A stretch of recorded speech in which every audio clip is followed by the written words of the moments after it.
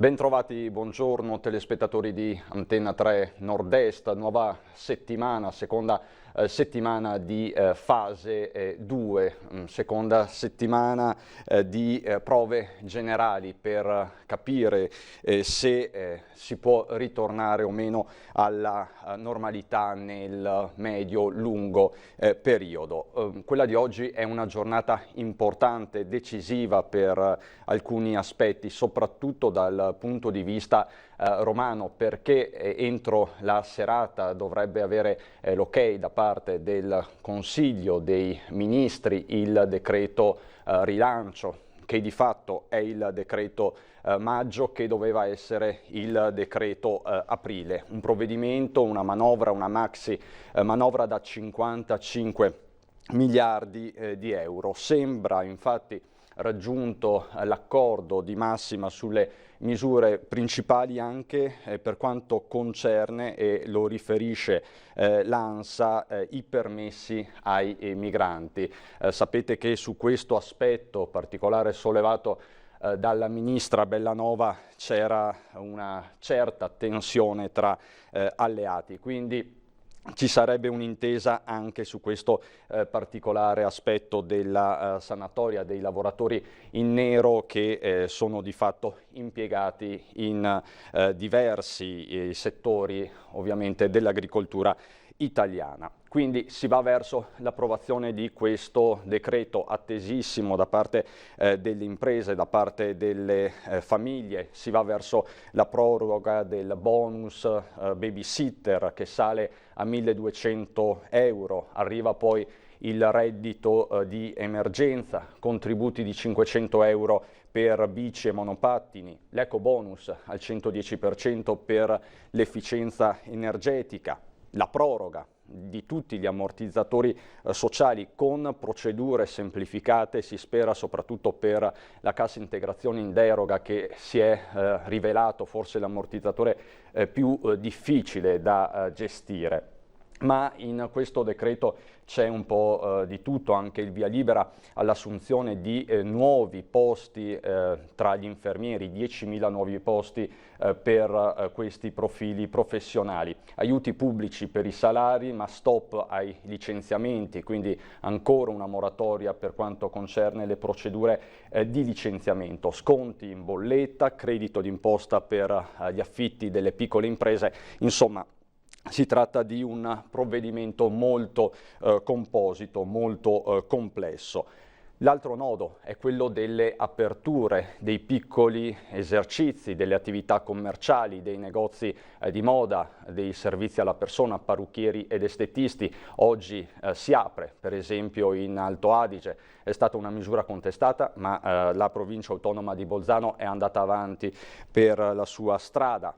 Oggi nuovo incontro tra regioni e governo, si dovrebbe sciogliere anche questo nodo. Poi c'è tutto l'aspetto legato al diritto comunitario, all'Europa, alle misure che Bruxelles sta mettendo in campo per combattere la crisi economica derivante dal coronavirus. È di venerdì l'ok dell'Eurogruppo al MES senza condizionalità, 240 miliardi sul tavolo, 37 per l'Italia, da restituire in 10 anni con lo 0,1% di interesse. Ma di MES si ritornerà a parlare in Europa per approfondire alcuni dettagli venerdì prossimo. Per fare il punto di tutte queste notizie, che sono davvero tante, siamo collegati via Skype con Raffaele Fitto. Raffaele Fitto, che conoscete tutti, è stato presidente della Regione Puglia, ministro per gli affari regionali del governo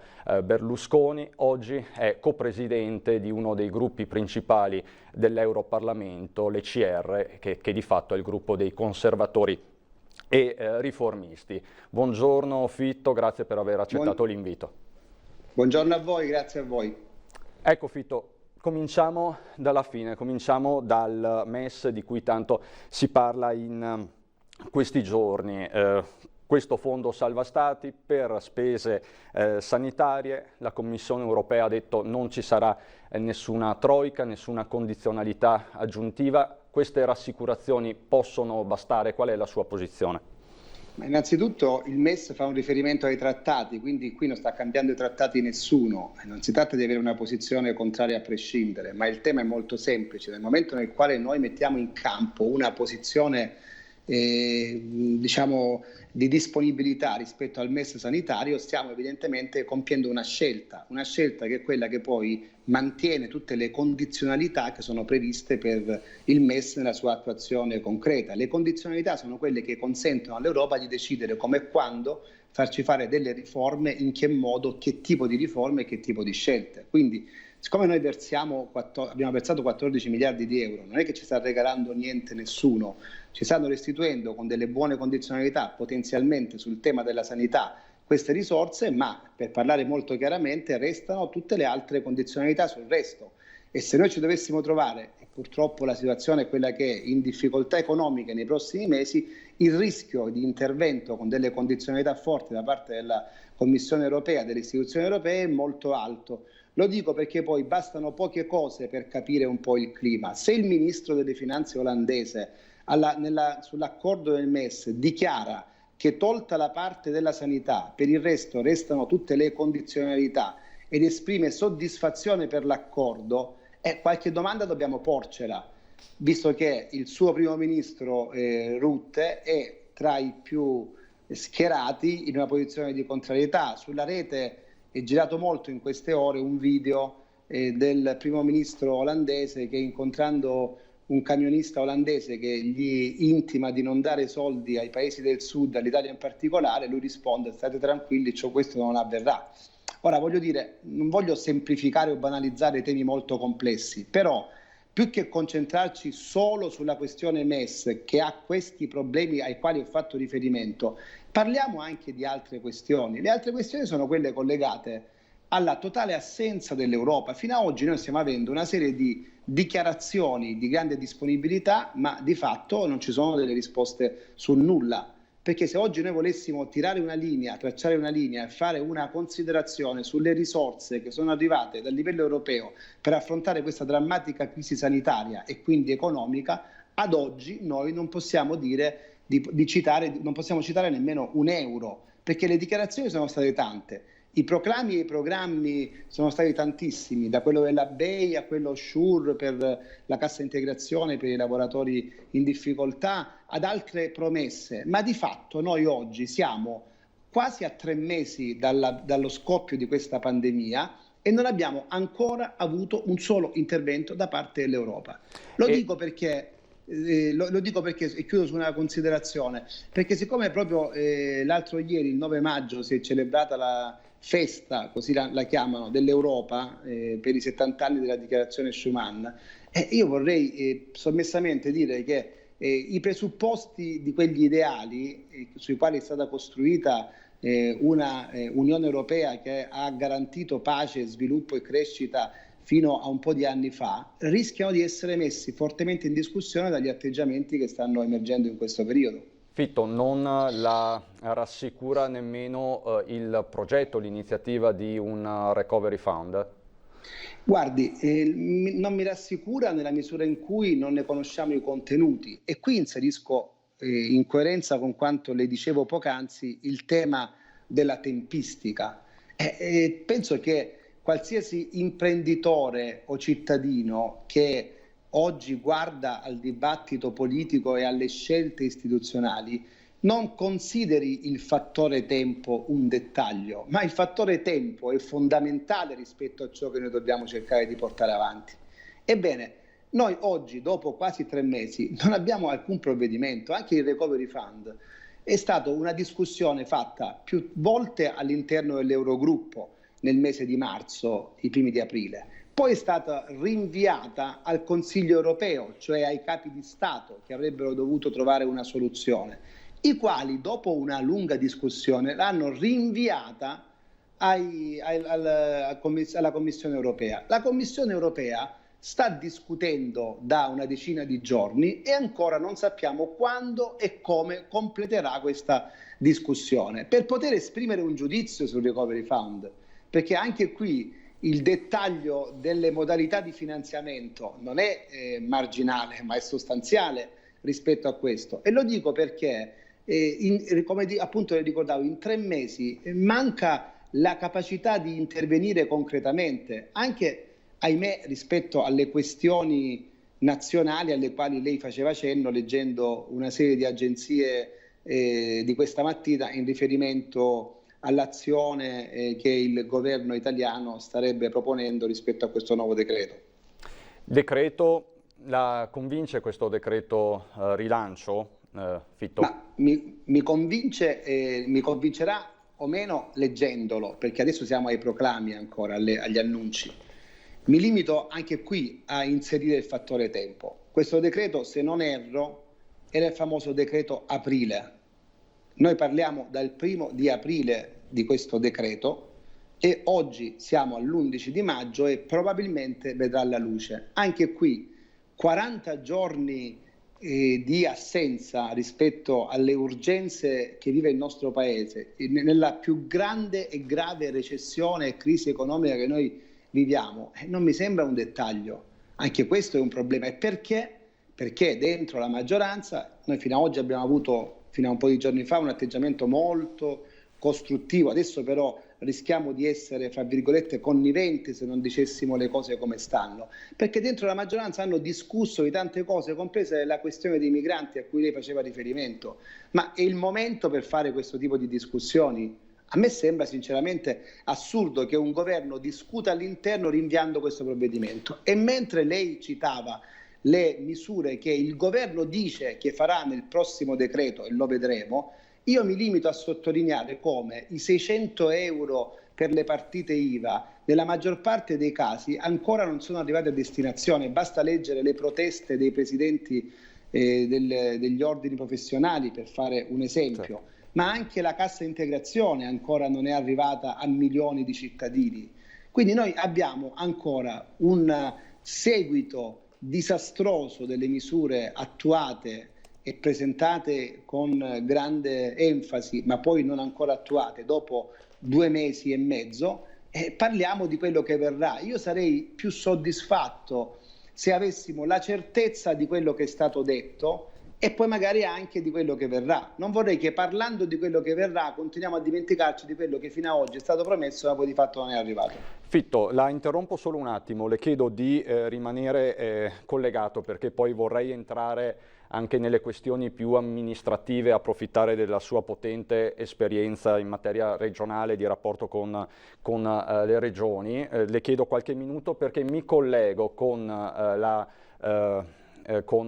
Ilaria Marchiori, che si trova con Sandro Ponchio all'esterno dell'unità di crisi della Protezione Civile di Marghera per la consueta conferenza stampa del governatore Zaia. Buongiorno Ilaria. Buongiorno Cristian, buongiorno a tutti i telespettatori. Siamo qui in attesa dell'inizio del punto stampa quotidiano del governatore Zaia insieme agli assessori Bottacin e Lanzarin per capire anche se ci saranno delle novità, anche se in giornata dovremmo aspettarcene una, perché oggi è il giorno appunto del tavolo di confronto con i presidenti di tutte le regioni d'Italia, insieme poi al Premier Conte e anche al Ministro Speranza, per capire come si avvieranno le procedure relative alle aperture differenziate, di cui si sta parlando soprattutto nelle ultime ore, quindi le aperture differenziate delle varie regioni. Ed è un tavolo molto importante perché si spera darà le linee guida che ci si aspetta in realtà di avere già da qualche settimana. Non solo, un'altra giornata importantissima, un altro punto stampa importantissimo, soprattutto per la nostra regione, per il Veneto, si svolgerà invece domani, dove insieme al presidente Zaia, agli assessori Lanzarin e Bottacin ci sarà anche il vice segretario nazionale della Federazione Italiana dei Medici di Medicina Generale, Domenico Domenico Crisarà, e sarà un tavolo importantissimo perché poi insieme a lui ci saranno anche i componenti del direttivo regionale della federazione per discutere di quello che è l'avvio della fase 2 di medicina generale, con tutte le procedure, gli accessi domiciliari, la piattaforma e tutti i dispositivi per le visite a distanza. Dunque queste sono due giornate importantissime che vanno ad aprire questa settimana altrettanto importante, che darà, si spera, tante risposte non solo ai cittadini, a tutti i telespettatori che ci seguono ormai costantemente da 2 mesi, ma soprattutto agli esercenti, a chi sta chiedendo risposte da tantissimo tempo e non ne ha ancora avute. Stiamo parlando degli esercenti di bar, di ristoranti, di parrucchieri, di estetisti, insomma tutte quelle categorie che sono state un po' lasciate, diciamo, indietro, soprattutto per il fatto che non hanno avuto delle direttive e non hanno avuto la possibilità di riaprire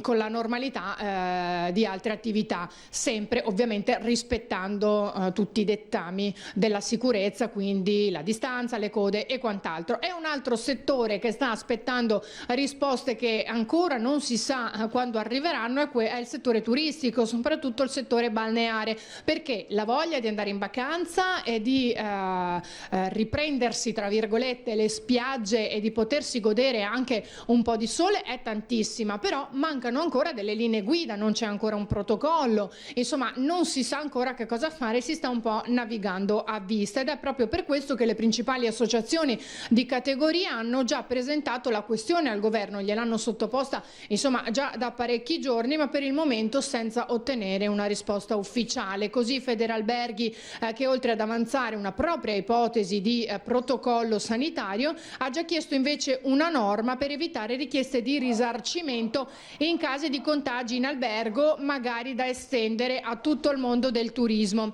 Questo è anche importantissimo perché in qualche modo cercano un po' di tutelarsi, perché altrimenti potrebbe poi crearsi il caos e potrebbero esserci ulteriori perdite economiche rispetto a quelle che ci sono già state. Un'altra cosa invece importantissima che riguarda sempre la stagione balneare, che ieri c'è stato proprio un incontro presso l'ospedale di Chioggia in Villa Verde, in cui è emerso che gli specialisti dell'ULSS 3 Serenissima saranno a fianco proprio degli operatori balneari per percorrere tutte le strade sicure che si possono appunto eseguire e percorrere in vista delle riaperture, dunque con tutti i consigli del caso, con tutte quelle che saranno le disposizioni proprio per poter permettere la riapertura in totale sicurezza, sia per chi vi lavora e sia per chi ovviamente decide di trascorrere le vacanze in un posto invece che in un altro. Questa è una fase in cui opportunità e incertezza si rincorrono, ha sottolineato il direttore generale dell'ULSS 3 Serenissima Giuseppe Dalben, anche per chi opera nel settore dell'offerta turistica e balneare. Ha detto: l'azienda sanitaria veneziana ha inteso garantire appoggio al settore e in particolare l'affiancamento del Dipartimento di Prevenzione.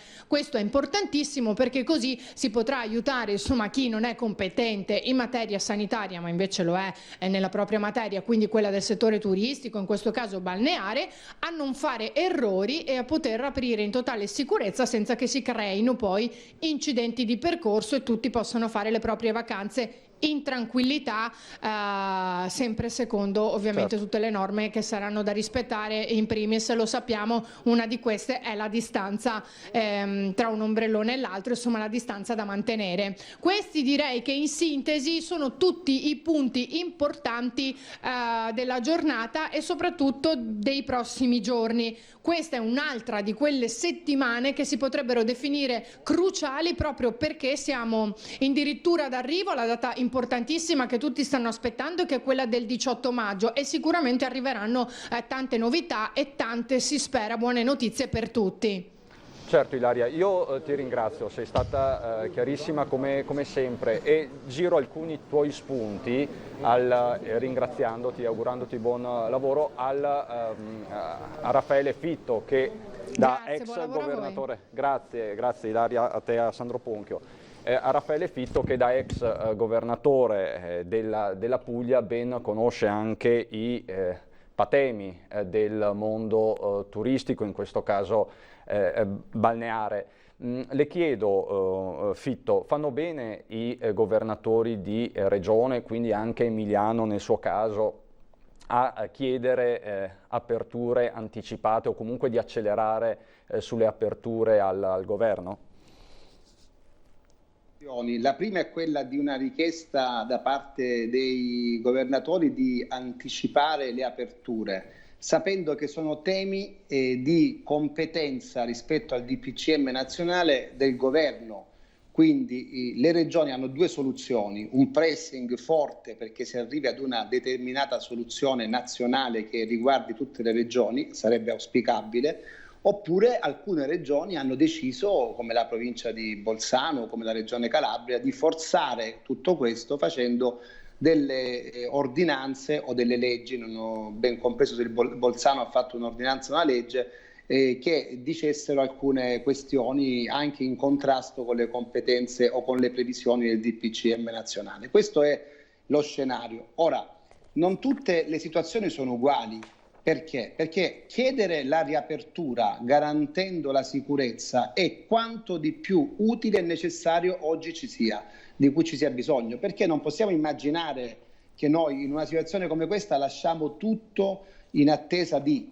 Noi oggi dobbiamo ripartire in sicurezza, mettendo tutte le condizioni perché la sicurezza sanitaria, il distanziamento sia garantito, ma non possiamo pensare di non far riprendere le attività, perché se non lo facessimo, per carità, potrebbe essere un eccesso di attenzione dal punto di vista sanitario, ma rischieremmo poi di trovarci non in una crisi economica, ma nel disastro più totale. Quindi mi sembra che la posizione debba essere questa, evitando però, secondo me, un appesantimento di disposizioni. Cosa voglio dire? Lei ha citato la mia regione di Emiliano, c'è una polemica in corso in questi giorni. Un conto è chiedere di aprire, come cosa che avverrà secondo me il 18, ma un altro conto è mettersi a fare delle disposizioni regionali che vanno ad aggiungersi a quelle che il governo ha preannunziato per il tramite dell'INAIL, e quindi rischiamo di appesantire ulteriormente i poveri operatori economici, non solamente del disastro di fronte al quale si trovano, ma anche di un eccesso di burocrazia con norme e dispositivi regionali che talvolta sono anche in contrasto con quelli nazionali. Allora qui bisogna avere da subito, e mi auguro che l'incontro di oggi serva a chiarire questo, delle indicazioni che vengano adeguate poi anche a delle eventuali peculiarità regionali, ma non si può immaginare di fare qualcosa in contrasto su questo, perché diversamente rischieremmo un inutile protagonismo istituzionale che pagherebbero solamente gli operatori economici. Quindi di fatto lei, Fitto, chiede la massima semplificazione.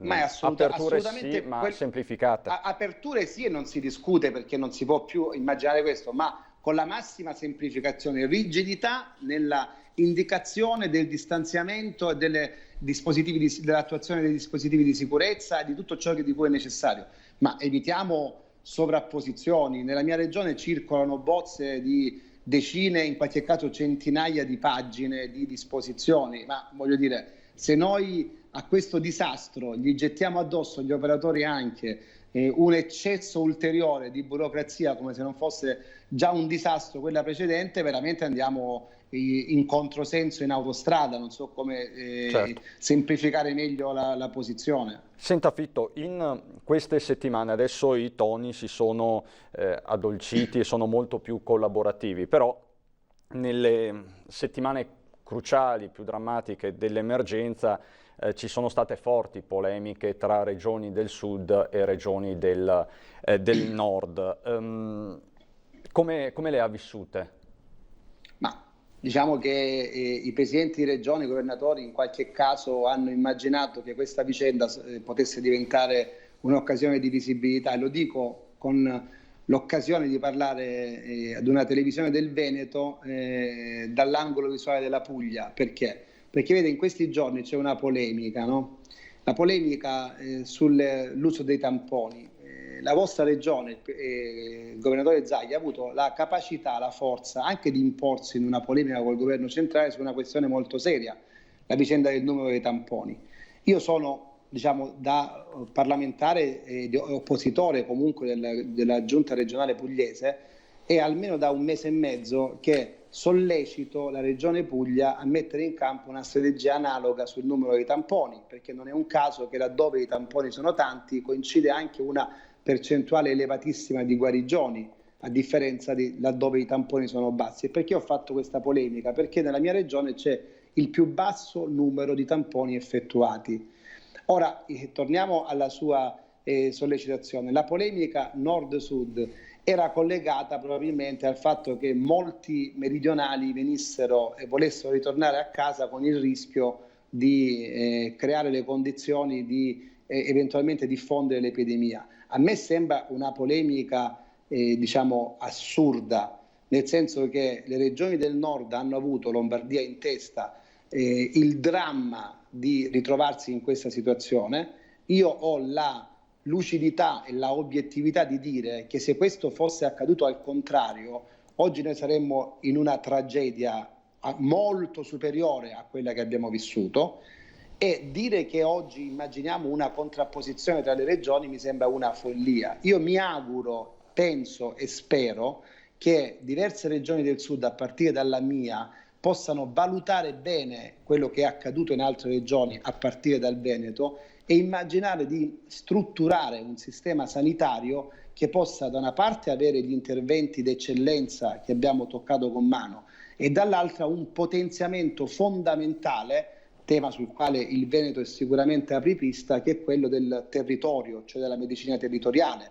Se lei pensa che il governo ha attivato le unità assistenziali, le cosiddette USCA, con un decreto del 19 di marzo, che dovevano essere attivate entro 10 giorni, e oggi, quindi stiamo parlando di quasi 2 mesi da quella data, nella mia regione ancora non sono attivate, sapendo che abbiamo una percentuale elevatissima di contagiati che dovrebbero essere ai quali dovrebbe essere assicurata l'assistenza nella loro abitazione, ma le USCA non sono partite, lei capisce bene di quali sono i rischi di fronte ai quali noi ci troviamo.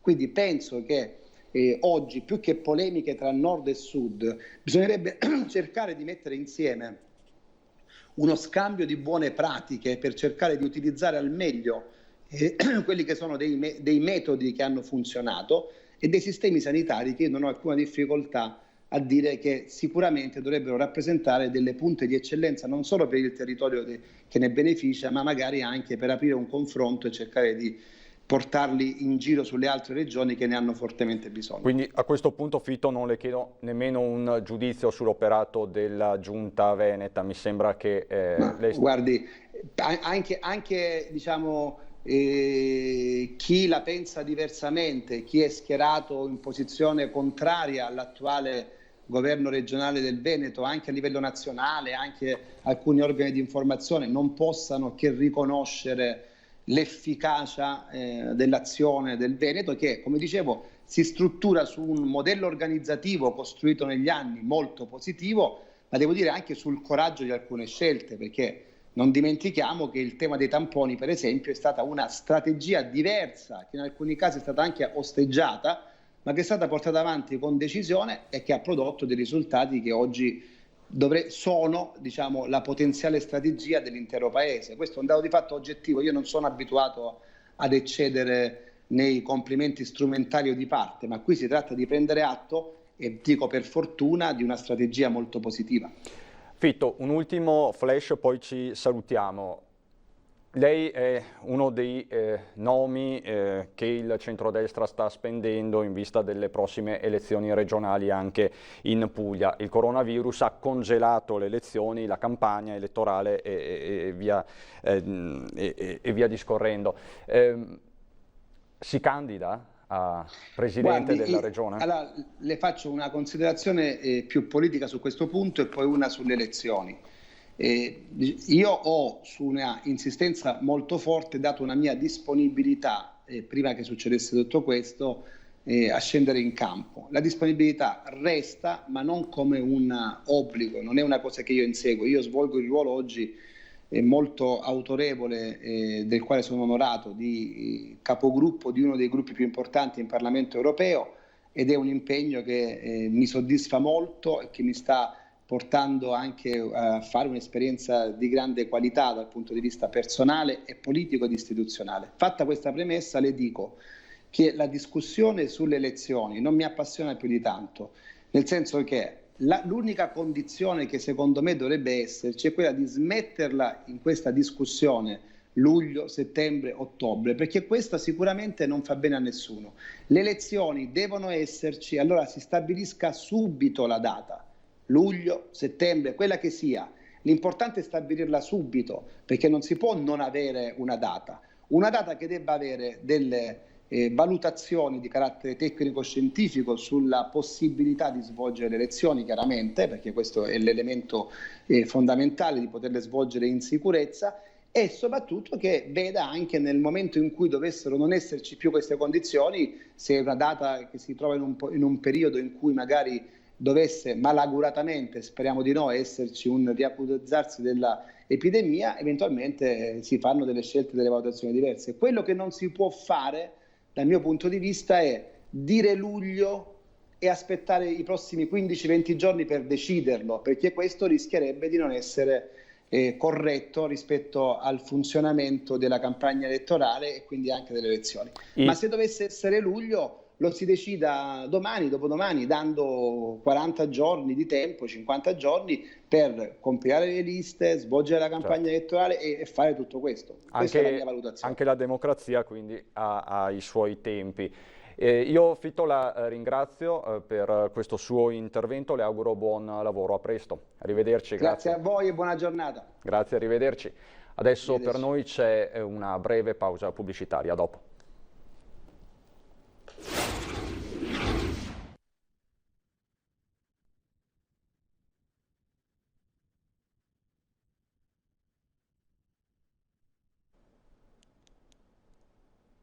Di nuovo in diretta straordinaria per raccontarvi questi giorni di emergenza infinita. Stiamo tentando tutti di rientrare alla normalità, anche se sappiamo che non è la normalità alla quale eravamo abituati. Vi abbiamo raccontato l'emergenza sanitaria, quella economica, sociale, ve la stiamo raccontando soprattutto in questi giorni, sit-in, proteste, tutte le categorie sul piede di guerra, ma c'è un'altra emergenza, che è un'emergenza psicologica per certi versi. Proprio oggi è uscito il Consiglio nazionale dell'Ordine degli Psicologi, che dice come il 62% degli italiani pensa che avrà bisogno di un supporto psicologico per affrontare questa fase 2. Tale necessità in chi vive in coppia è doppia rispetto a chi vive in famiglia. Quindi sono dati che fanno assolutamente riflettere. Per parlare delle ricadute psicologiche su tutti noi di questo periodo siamo collegati via Skype con Alberta Xodo, psicologa e psicoterapeuta specializzata in infanzia, e Roberto Latini, psicologo a sua volta, specializzato in cambiamenti, in informazione e di risorse umane all'interno delle imprese. Buongiorno ai nostri due nuovi ospiti. Buongiorno. Buongiorno. Ecco, Latini, comincio da lei. C'è questo 62% di italiani che dice di aver bisogno di un supporto psicologico. Questo significa che è cambiato anche il modo di gestire le emozioni in questo periodo di quarantena. Perché di emozioni stiamo parlando? Le emozioni sono importanti. Noi siamo passati da un periodo in cui la routine sostanzialmente ci aveva fatto entrare poco in contatto con noi stessi, quindi eravamo molto concentrati sulle azioni. Adesso, avendo invece molto più tempo a disposizione e meno cose da fare, inizia un pensiero critico nei propri confronti, quindi inizia un contatto anche con le proprie emozioni. Ecco, c'è da dire subito una cosa, che proprio in questi momenti fare una valutazione, iniziare un'analisi, perché inizia il pensiero critico, è il momento peggiore, cioè non si deve mai fare una critica, un'analisi nei momenti di crisi, questo anche comunque in generale. Quindi le persone entrano a essere in contatto con se stessi, farsi delle domande e emergono delle emozioni. Le emozioni sono importanti, servono, cercare di capire cosa succede dentro a noi quando c'è un'emozione, capire cosa servono e capire cosa fare è un po' il motivo di questo incontro, di questo intervento, che comunque, ripeto, oggi come oggi le persone sono a contatto con se stesse ed emergono molte emozioni, molte critiche, molti giudizi. Quindi che, paradossalmente ripeto, Latini in questo momento di difficoltà farsi troppe domande è controproducente. sì, assolutamente sì. Purtroppo avendo molto tempo e meno cose da fare, e questo è il risultato, che però non aiuta. Non aiuta proprio a elaborare le emozioni, poi tra l'altro. Quindi bisognerebbe essere più proattivi, lasciare da parte i dubbi e i pensieri e dedicarsi di più all'azione per certi versi. Dedicarsi più all'azione, sì, ma anche accettare, e vedremo anche se riusciamo oggi in questo breve lasso di tempo ad accettare tutto quello che emerge, perché è attraverso l'accettazione che si può trasformare un'emozione. Ma in realtà la critica, noi siamo diciamo, la cultura del controllo, del ragionamento, ma il ragionamento è un veleno. Ecco, quindi parleremo più di accettazione che di aspetti razionali, più di aspetti emotivi e meno logici, se si vogliono elaborare e trasformare le emozioni. Ecco, entriamo nel vivo. Come elaborarle queste emozioni? Allora, per elaborare le emozioni bisognerebbe un po' parlare di che cosa sono le emozioni, di che cosa servono. Non è, diciamo, un percorso che si può fare, diciamo, in maniera così lineare. Allora, le emozioni sostanzialmente sono un dialogo interno che noi ci facciamo tutte le volte che aspetti esterni, notizie o eventi innescano questo dialogo interno. Allora, se siamo saggi, diciamo, usiamo un po' questo termine, utilizzeremo un dialogo interno che ci aiuta ad attraversarle, ma soprattutto a comprenderne il significato e quindi anche a volte a spegnerle. A volte invece il nostro dialogo interno è come benzina sul fuoco e quindi queste emozioni diventano importanti e diventano devastanti. E quindi aggiungiamo che noi non possiamo scegliere le emozioni, non possiamo avere solo emozioni positive, ci servono tutte le emozioni e per poterle accettare c'è un percorso che va, diciamo, fatto personalmente, quindi è una nostra responsabilità. Non so se è su questo che possiamo poi approfondire, però diciamo che tutte le emozioni sono utili, tutte le emozioni servono. Le neuroscienze ci insegnano che le emozioni sono sostanzialmente delle modificazioni fisico e psicologiche, quindi un'alterazione della nostra mente e un'alterazione del nostro corpo. Abbiamo emozioni positive e emozioni negative, ma le neuroscienze dicono che sono tutte emozioni adattive. Adattive vuol dire che ci servono a vivere al meglio, ci servono al nostro benessere. Quindi intanto non fare una distinzione tra emozioni piacevoli e spiacevoli, ma cambiare proprio il modo di approcciarle, considerandole adattive, servono per vivere al meglio, per il nostro benessere, per la nostra qualità di vita. Ma Latini, possiamo dire quali sono state le emozioni prevalenti in queste settimane così sconvolgenti? Proprio chiamiamole per nome. C'è stata paura, rabbia, che cosa? Quali? Guardi, io ho lavorato ultimamente, proprio fino alla fine, con le RSA, cioè quindi con le case di riposo. E adesso stiamo facendo anche un lavoro sugli operatori. Allora, quello che si innesca in queste persone, quando vedono ad esempio un paziente che si sta aggravando, quando devono comunicare alla famiglia anche notizie che possiamo definire insomma non piacevoli, l'emozione che suscita tutto questo è sostanzialmente la rabbia. La rabbia di non aver potuto, come si può dire, seguire secondo loro o salvare secondo loro questa persona. Quindi diciamo innanzitutto la rabbia. Cosa vuol dire accettare? Se questa persona avesse ammesso a se stessa che non è un salvatore, il personale sanitario non è un salvatore, se avesse ammesso a se stessa che non è un salvatore, avrebbe letto meglio l'emozione di rabbia. E quindi è proprio la lettura, il dialogo interno che nel personale sanitario ha portato dolore, rabbia, angoscia.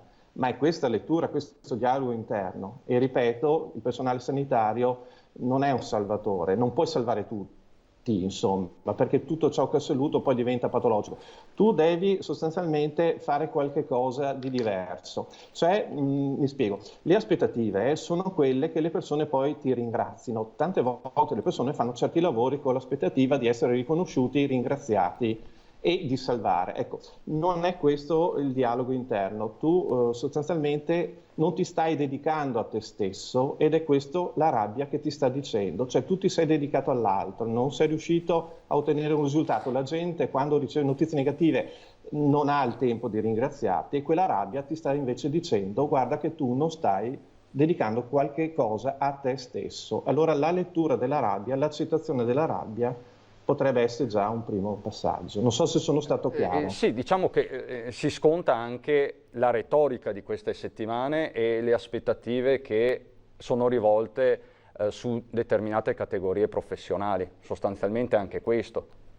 Sì, sì, assolutamente. Ecco, c'è un auspicio che vorrei dare, c'è un intento, è quello di non essere travolti dalle notizie, di non essere neanche travolti dalle emozioni, di poter decidere quale ragionamento, quale dialogo interno di volta in volta noi possiamo ospitare nella nostra mente. Però è chiaro che sono state travolte da queste notizie che all'esterno venivano riportate. Ecco, Xodo, chiedo a lei, dottoressa, il suo collega Latini parla di emozioni, di gestione delle emozioni, abbiamo fatto degli esempi concreti. Come si può calare questo ragionamento, se lei lo condivide, perché poi sull'infanzia, sui più giovani che lei segue professionalmente? Sì, ovviamente c'è condivisione con la teoria del collega. Quello che mi piacerebbe riportare è un collegamento tra quello che dice il collega e quello che poi è il mondo di bambine, bambini e adolescenti. Bambine, bambini e adolescenti non è che vivano in un mondo a parte e completamente scollegato dal mondo degli adulti, dalla gestione delle emozioni degli adulti, ma anche dal contesto sociale nel quale stiamo vivendo. Ci sono delle situazioni di pesante povertà che stanno emergendo e tutto questo non può non avere delle ricadute a livello di gestione emotiva sia dei genitori che di bambine, bambini e ragazzi. La cosa importante che possiamo condividere è che un bambino, una bambina riuscirà a gestire le proprie emozioni nel momento in cui potrà confrontarsi con un adulto in grado di accogliere le emozioni del bambino. Noi siamo spesso molto spaventati dalla rabbia dei bambini, dalla tristezza dei bambini, dalla paura dei bambini e quando loro ci propongono il loro mondo emotivo, anche talvolta in modo dirompente, come sono soliti fare, non sempre siamo in grado di accoglierlo, come dice il collega, no? Di sostenerlo, di accettarlo e di restituirlo anche compreso, di restituirlo con delle parole che attivino quel dialogo interno di cui parlava e che possano quindi essere delle parole che il bambino interiorizza anche per calmarsi. Ora, noi come psicologi parliamo di strategie di coping, che sono quelle strategie che tutti quanti mettiamo in atto per riuscire a gestire i momenti di crisi. Il collega ne ha citata una che è molto importante, che è quella di poter selezionare le informazioni, quindi cercare delle informazioni ma non essere travolti da tutto quello che in questo momento stiamo ascoltando. E non è solo quello che stiamo ascoltando, è anche quello che attivamente andiamo a cercare all'interno dei canali social, all'interno dei programmi televisivi, che bambine e bambini continuano a guardare assieme a noi e di cui continuano a sentir parlare gli adulti all'interno delle case, che condividano spontaneamente delle informazioni e che molto spesso non sono comprensibili o non sono accessibili per bambine e bambini.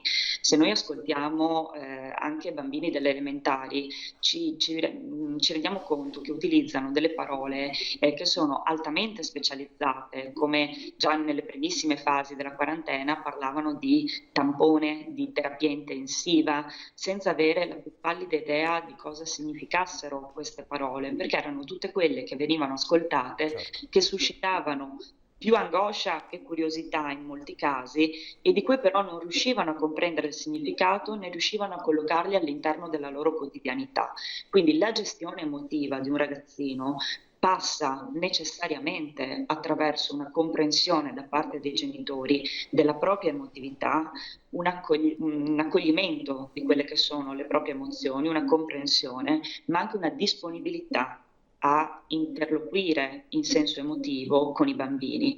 Non sempre la strategia di pensa ad altro, cerca di distrarti, è una strategia funzionale. I bambini hanno bisogno di essere rispettati, hanno bisogno che noi diamo loro delle informazioni comprensibili che li possano aiutare a gestire le loro emozioni. Teniamo presente che molte delle informazioni che sono state date sono state necessariamente contraddittorie. Una per tutte, i bambini inizialmente sono stati tenuti a casa, si è detto loro che era una delle più importanti precauzioni che si potesse prendere e quindi si è chiesto attivamente la loro collaborazione, però vedevano tutte le mattine i genitori che uscivano per andare al lavoro, almeno uno dei genitori che usciva per andare al lavoro quando non si erano ancora attivati gli smart working. Un'altra delle informazioni, che è un'informazione contraddittoria, che non sempre ha avuto un'adeguata condivisione con i bambini, è tutto quello che riguarda il mondo della teledidattica. Certo. In questo momento stiamo chiedendo ai bambini un grandissimo sforzo relativo all'apprendimento. Gli insegnanti stanno a loro volta agendo in situazioni di emergenza per garantire il più possibile il processo di apprendimento e contemporaneamente noi dobbiamo renderci conto che è un'informazione contraddittoria nel mondo dell'infanzia, perché fino a ieri avevamo praticamente vietato l'utilizzo dei dispositivi tecnologici. Ci sono linee guida che parlano di come non sarebbe opportuno che i bambini avessero accesso ai dispositivi elettronici, a internet, e di come questo dovrebbe sempre avvenire con il supporto di un genitore. In questo momento noi invece stiamo promuovendo l'autonomia rispetto alla didattica. Diciamo che in 2 mesi, Xodo, siamo passati da un estremo all'altro e questo chiaramente può disorientare i nostri bambini. Tra l'altro, su questo tema specifico della tecnologia c'è anche un'altra considerazione da fare e ci aiuta in questo una ricerca pubblicata questa mattina da Save the Children, dove si dice di fatto che le pessime condizioni socio-economiche dei genitori si stanno riversando sui più piccoli anche in termini di digital divide, quindi di impossibilità di acquistare tablet, PC, certo. Quindi questo è anche un ostacolo alla didattica online. C'è il rischio che alcuni bambini restino davvero indietro, quindi che al problema economico, familiare, subentri anche un problema psicologico. Sì, una povertà educativa, una povertà didattica che di fatto colpirà ragazzini che molto spesso erano già in situazione di difficoltà. Però su questo è importante fare un ragionamento. Non sono solamente i ragazzini che non avevano accesso già in partenza alle tecnologie o non erano socializzati all'utilizzo della tecnologia. Pensiamo semplicemente alle tante famiglie in cui c'è un unico computer, un unico tablet e magari i figli sono 2 o sono 3 e hanno lezione nello stesso momento. Questi ragazzini di fatto sono talvolta sacrificati, alcuni devono utilizzare il proprio smartphone per seguire una lezione, in alcune famiglie ci possono essere dei veri e propri litigi o un'organizzazione per capire chi utilizza il computer, i 2 figli che devono fare scuola o il genitore che sta lavorando in smart working. Non sono solamente condizioni di estrema povertà, sono anche situazioni molto comuni all'interno dell'ambiente domestico. E questo, scusi Xodo, chiedo alla Tini, questo pone un problema di gestione delle emozioni non solo a livello individuale ma collettivo familiare. Come si gestiscono le emozioni a livello familiare? Mi sono trovato su quello che è stato detto finora. Aggiungerei che c'è da considerare il contagio emotivo, cioè noi veramente dobbiamo stare attenti al fatto che le emozioni hanno un altissimo livello di contagio, così come i virus. Quindi se una persona ha questa rabbia, infatti è importante riuscire a gestire queste emozioni. Le emozioni ti dicono che hai un bisogno che non hai soddisfatto e per l'operatore è prendersi cura di sé, oltre che dell'altro. Ecco, le emozioni sono molto contagiose e quindi c'è il rischio veramente di portare non solo i bambini che hanno anche un ragionamento un po' particolare, i bambini sentono molto queste cose qua. E quindi io credo che insomma, tra il contagio emotivo e il bisogno che l'emozione ti sta dicendo di ascoltarlo e di soddisfarlo, di agire, perché un'emozione negativa ti sta dicendo devi fare qualche cosa, devi agire per soddisfare un bisogno che però è nascosto, è al di là dell'esperienza che tu hai interpretato e collegato per risonanza. C'è da dire che secondo me conta molto questo aspetto di contagio emozionale. Non so se ho risposto. Contagio emozionale è una bella espressione. Condivide Xodo questo ragionamento? Sì, certo. Diciamo che sostanzialmente è un po' quello che si diceva quando si diceva che effettivamente l'emozione non è una gestione privata, l'emozione appunto è un'informazione, è una comunicazione tra me e il contesto familiare, il contesto con l'altro, ma anche appunto il contesto inteso come ambiente sociale.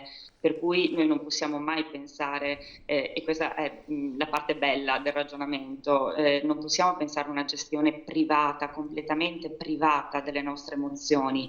Possiamo darci adulti, bambini, comunità, un aiuto, una mano nel gestire questo momento di crisi emotiva. Esattamente come diceva Latini, le emozioni sono contagiose. A me piace pensare che dato che le emozioni sono contagiose dobbiamo ricordarci che non solo le emozioni percepite come negative, considerate negative, sono delle emozioni contagiose. Le emozioni che ci fanno soffrire appunto ci danno delle informazioni, le informazioni vanno decodificate, vanno comprese e si può in questo senso anche creare un'emozione positiva che abbia a che fare con il fatto di sentirsi accolti pienamente, anche quando sto esprimendo la mia rabbia, la mia paura, la mia tristezza. Non sempre ci siamo sentiti accolti nella nostra rabbia in queste settimane, non sempre i bambini sono stati accolti o si è trovato modo di parlare con loro di quello che stava succedendo. Ci siamo spesso concentrati anche su altro, soprattutto nel mondo dell'infanzia. Latini, ecco, cosa rimarrà a livello emozionale di questa quarantena? Rimarranno anche emozioni positive? Se sì, quali?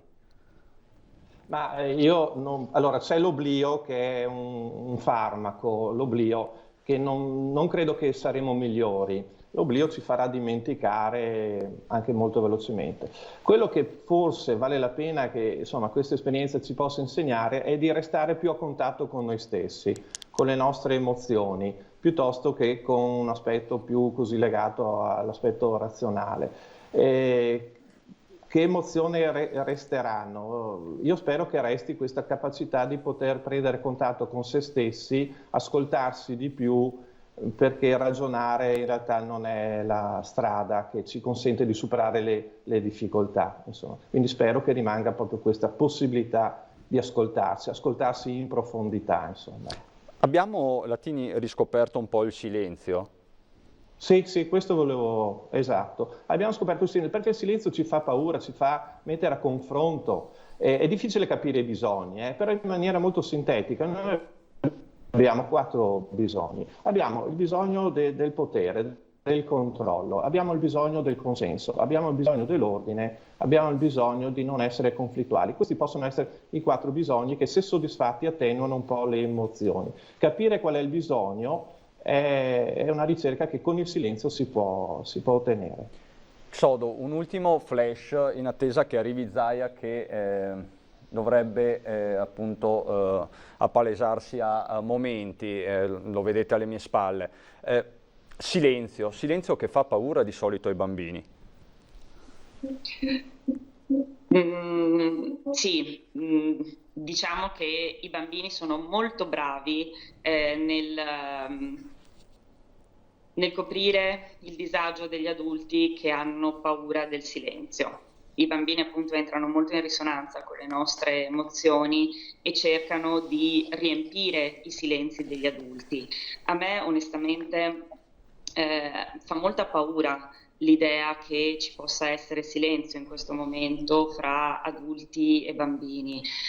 Come ho avuto modo un po' di raccontare in questi incontri, il fatto di non riuscire a spiegare, a dare delle informazioni, ma anche a mettersi in ascolto nei confronti dell'infanzia, è stato forse il più grande silenzio che noi ci porteremo dietro nelle prossime settimane, quando si ricomincerà a tornare alla vita, ritornare alla quotidianità. Quelli erano silenzi che andavano colmati, andavano riempiti, anche con l'ascolto, con la disponibilità a stare in silenzio, ma a lasciar parlare l'altro, a lasciar parlare il bambino, perché riuscisse ad esprimere quello che stava provando in quel momento. Per quanto riguarda i silenzi spaventosi, i bambini su questo sono molto bravi a riempirli, facendo qualsiasi cosa che possa distrarre gli adulti dalla loro angoscia, dalla loro ansia, anche dai conflitti che hanno vissuto fra genitori. Sodo, io la ringrazio lei e Roberto Latini, grazie davvero per questo vostro intervento. Grazie. Ci colleghiamo adesso con Marghera, è arrivato Zaia. A dopo. Grazie per essere qui, un saluto a tutti coloro che sono collegati. Oggi 2 o 3 informazioni, ma passerei subito al bollettino. Così faccio risparmiare tempo a tutti voi. 445.000 tamponi, sono 5.472 in più rispetto a ieri. In isolamento abbiamo 5.015 persone, è entrata una persona in più, insomma. Abbiamo una persona che si è messa in isolamento che probabilmente non è un positivo, ma può essere molto probabilmente un contatto che è andato in isolamento. Numero positivi 18.741, ma sono solo 19 in più rispetto a ieri. Dico solo 19 in più rispetto a ieri perché noi eravamo abituati ad altre cifre quotidiane, quindi questo è il numero dei positivi che abbiamo in isolamento, la stragrande maggioranza dei quali è asintomatica, anche vi ricordo. Prova ne sia che poi troverete i dati negli ospedali e vedete che il carico negli ospedali non è di 18.000 persone. Infatti i ricoverati sono 796.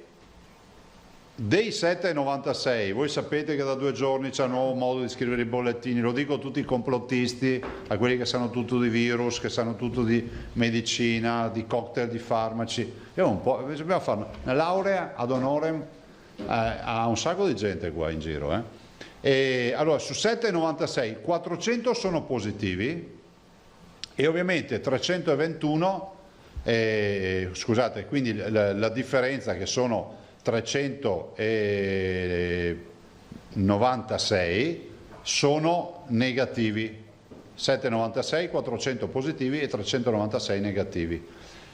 Le terapie intensive sono 75 persone in terapia intensiva, anche qui delle quali la metà sostanzialmente, 38 sono positivi e 37 negativi. Tanto è vero che vi dico già che nella riunione di questa mattina fatta con l'assessore Lanzarin e l'assessore Bottacin, con tutto il board della sanità del Veneto, riunione che facciamo tutte le mattine, si parlava proprio col dottor Rosi che si occupa delle terapie intensive, si diceva che ormai abbiamo sostanzialmente ripulito tutte le terapie intensive da positivi. Perché pensate che abbiamo solo 38 positivi in tutto il Veneto nelle terapie intensive. E questo vuol dire che stiamo andando verso il Covid free nelle terapie intensive, non abbiamo più pazienti da altre regioni, questo è un altro dato che vi voglio dare, e si sta sostanzialmente, neanche tanto lentamente, tornando alla normalità. Avremo ovviamente il grande tema di quasi 50.000 prestazioni in piedi, che sono le famose prestazioni che sono state sospese con l'emergenza, però insomma si va a recuperare tutto. Chiudo, dopo vi dico 2 robe. I dimessi sono 2.991, sono più 5 rispetto a ieri. I morti sono 2.666, scusatemi, grazie, 1.266 più 5, in totale con tutto quello che è extra ospedaliero sono 1.666. Quindi il numero totale dei morti è 1.666. Evitate di fare i montaggi della foto con Zaia che scrive 1.266, poi Zaia ha fatto sparire 400 morti. Non faccio sparire niente, magari potessi far sparire 400 morti e farli tornare vivi. Il problema è che noi abbiamo il bollettino che si scrive così, però il totale dei morti è 1.666, quindi sono 400 in più. I nati sono 68. Allora guardate, rispetto ai dati, i dati sono inconfutabilmente positivi, nel senso che stiamo andando verso la negativizzazione del sistema sanitario. Se oggi dovessimo dare una lettura del bollettino di oggi è che si va verso una pulizia sanitaria rispetto al virus negli ospedali. Peraltro abbiamo anche un dato che poi l'assessore presenterà nei prossimi giorni. Voi sapete che facciamo, penso siamo gli unici a farlo, facciamo il tampone ogni 10 giorni ai medici in prima linea, cioè terapia intensiva infettiva eccetera, e ogni 20 giorni a tutto il resto, cioè alla sanità e anche alle case di riposo. Sostanzialmente quotidianamente si fanno tamponi per raggiungere il target dopo 10 giorni e dopo 20 giorni. Ne viene fuori che le nuove infezioni sono, cosa abbiamo detto, 0,3 per 1000, una roba del genere, cioè sono ormai bassissime. Guardate, c'è un dato su 1200, vi do un campione che, senza dire dove perché è un dato che è venuto fuori stamattina in riunione, su 1200 tamponi sanità hanno trovato 3 positivi, quindi 3 per 1000, scusate, no 0,3, meno del 3 per 1000 perché se fosse 3 per 1000 sarebbe anche di più. Quindi stiamo andando verso dati veramente non si possono mai definire fisiologici, però in un contesto nel quale se andassimo a cercare il coronavirus dell'influenza e non di questo, sicuramente troveremo dei positivi anche qui tra di noi. Per cui stiamo andando verso una condizione di sostenibilità. Ovvio è, perché ci preoccupa questo virus? Perché è altamente contagioso e la trasmissione può andare a intercettare dei pazienti, o meglio dei cittadini, che avendo delle patologie pregresse possono andarci a 100 all'ora a finire in terapia intensiva e quindi mettere a repentaglio gravemente la propria salute o perdere addirittura la vita. Perché vi dico questo? Perché voglio ricordare ai cittadini che questa non è un'invenzione delle aziende farmaceutiche o sono guerre stellari. Con questo virus a volte ci si salva, ma si hanno le encefaliti, quindi problemi cerebrali, si hanno miocarditi, problemi cardiaci, si hanno insufficienze renali, quindi tutte queste robe vuol dire che poi ti curi per altre patologie, vuol dire andare in dialisi e si hanno un sacco di complicanze. Abbiamo pazienti che hanno perso l'utilizzo degli arti inferiori. Lo dico perché stando fuori e magari attingendo solo notizie da video che arrivano su WhatsApp o robe del genere, uno magari si fa un'idea anche che magari forse Zaia, Lanzarin, Bottacin si sono messi d'accordo con i marziani e adesso c'è tutta una strategia per i nuovi equilibri nel mondo. Cioè, guardate, magari fosse così, perché allora vuol dire che si può fermare con certa facilità.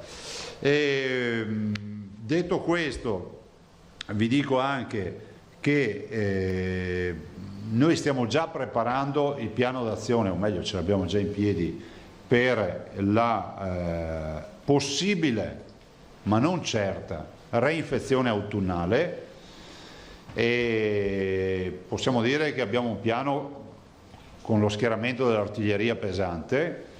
Guardate, in questo piano rientra anche il progetto della banca del plasma. Noi siamo i primi in Italia a aver portato avanti, ma potrei dire anche al mondo, cioè con un progetto così scientifico. Questa mattina abbiamo fatto una riunione proficua, una delle tante riunioni, e insomma noi abbiamo addirittura, ho voluto chiedere che ci sia proprio un carico quotidiano dei prelievi fatti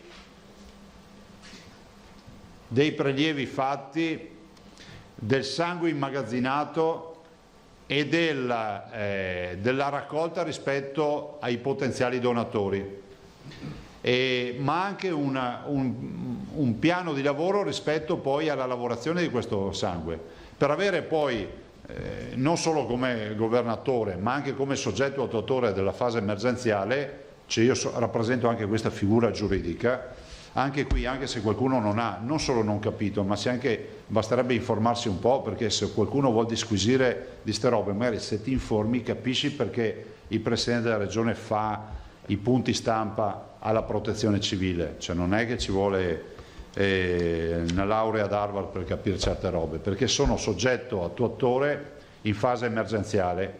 Quindi le carte che firmo per la vicenda coronavirus le firmo da solo, non è che le porto in giunta, la giunta ha una vita sua e quindi questi sono provvedimenti per i quali rispondo direttamente. Se qualcuno vuole aggiungersi alla firma lo fa, mi porta magari anche una fiduzione con il patrimonio che ha, e così eroi sono sempre ben accetti se qualcuno vuole venire.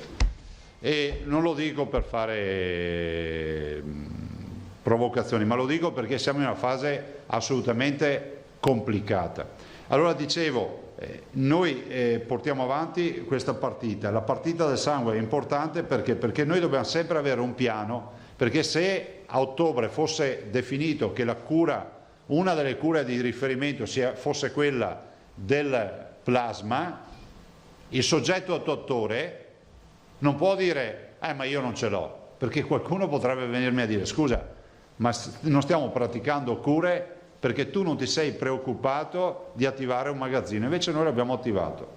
Al punto tale che adesso vi presentiamo uno spot che partirà, un attimo solo, vi dico io quando, siamo già nella fase promozionale, avviso i cittadini che sono stati ammalati che non si preoccupino di chiamare, arriverà una lettera, dopodiché vi spiego veramente a livello di signor Rossi, cioè non sto qui a spiegarvi, perché poi se parlo di robe troppo scientifiche poi vedo che tutti si agitano perché dicono che no, io non devo dire queste robe, allora parliamo di robe banali, no?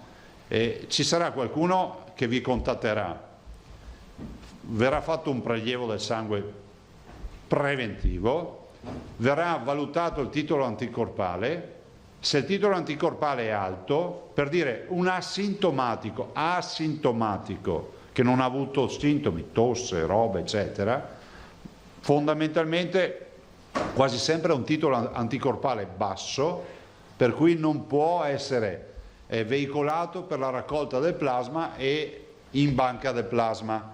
Ciò vuol dire che dei 18.000 che abbiamo oggi, noi sappiamo già che molti di questi signori non ci daranno utilità per questa cura, però è giusto che si faccia una valutazione del titolo anticorpale per tutti. Questa non è fantascienza. Vi ricordo anche su sta roba qua, sempre per fare un po' di informazione, la plasmaferesi esiste almeno da 30 anni, in Veneto ne fa 50.000 all'anno, perché leggo anche di qualcuno che dice che ci inventiamo robe, stregonerie. Cioè la plasmaferesi la si fa da almeno 30 anni, in Veneto ogni anno 50.000 persone si sottopongono per le loro patologie alla plasmaferesi. E quindi noi siamo abilitati per farlo, abbiamo uno dei 3 laboratori nazionali, c'è la dottoressa De Silvestro che segue questo, e quindi abbiamo anche la fortuna di aver investito per avere uno dei 3 laboratori nazionali. Vi ricordo che in questo laboratorio si entra scafandrati al punto tale, cioè vestiti e bardati al punto tale, molto di più di quello che dovrebbe portare un medico al fronte, che so, alle infettive piuttosto che alla terapia intensiva, perché in questo laboratorio si lavora col virus. Anche qui l'artificialità. Vorrei ricordarvi che con i virus si lavora in laboratorio, ma per fortuna si lavora in laboratorio, perché se non si lavorasse con i virus non avremmo i vaccini, non avremmo la ricerca scientifica, non avremmo i farmaci, le cure o quant'altro. Lo dico perché io capisco che per facilità e anche per pigrizia qualcuno sintetizza sempre, però voglio ricordare che lavorare in laboratorio è una roba che si fa, ed è bene che lo si faccia se vogliamo fare le cure ai cittadini. Allora queste cure le facciamo lavorando col virus vivo, ovviamente poi isolando le sacche e facendo di ogni sacca 3 sacche per 3 infusioni. Abbiamo una capacità di produzione oggi di circa 10 sacche al giorno, quindi 30 infusioni, però stiamo parlando di una capacità a regime normale, senza mettere i 3 turni al giorno, senza spingere, per cui penso che riusciamo alla volta dell'autunno a cominciare a fare un bel magazzino. Vi facciamo vedere il video che diffonderemo sui social, vi chiediamo anche una cortesia se riuscite a farlo, perché è un po' un'attività per dire, siccome molti cittadini ci chiamano, io sono disponibile, perché siamo in Veneto, siamo popolo di grandi donatori, con calma si fa tutto, non c'è urgenza e c'è solo l'attesa della lettera che arriverà nei prossimi giorni, abbiate un po' di pazienza, gli anticorpi non scappano, è tutto sotto controllo e siamo anche i primi a farlo, quindi capite che dobbiamo anche mettere in piedi un sistema come abbiamo fatto con i tamponi a febbraio. Il video vi verrà inviato. Sì, ve lo mandiamo poi il video.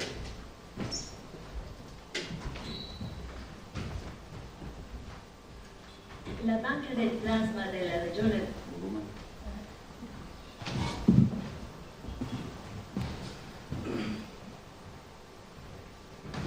La banca del plasma della regione Veneto contro il coronavirus.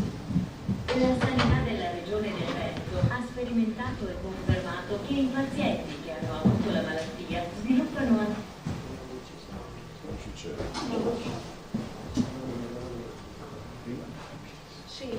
Ma anche il volume è basso.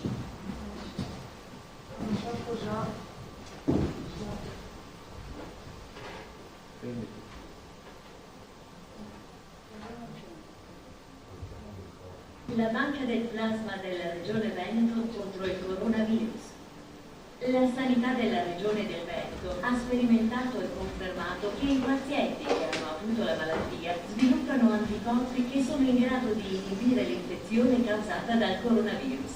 L'efficacia del risultato dipende dal quadro clinico generale. La persona per donare il plasma deve aver contratto la malattia. Se ha avuto solo il tampone positivo ma senza sintomi, oppure se ha avuto sintomi ma non è sicuro di avere avuto il coronavirus, non è idonea a donare il plasma. Negli asintomatici la quantità di anticorpi non è sempre sufficiente per curare il malato.